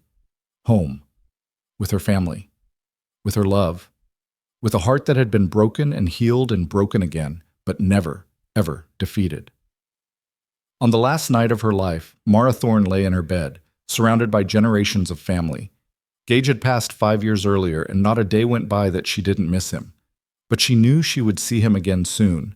Thomas sat at her bedside, holding her hand, the hand that had once pulled a trigger against injustice, that had built a home from ashes, that had cradled children and comforted the grieving and never stopped reaching out to those in need. "Mother," he said, his voice thick with tears, "is there anything you need?" Mara smiled, her eyes clear despite the years. "I have everything," she whispered. "I have always had everything, because I had love, because I had family, because I had you."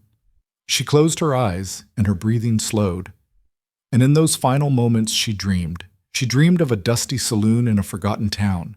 She dreamed of rope around her wrists and fire in her veins. She dreamed of a stranger walking through the door, tall and dust-worn, with a badge glinting beneath his coat.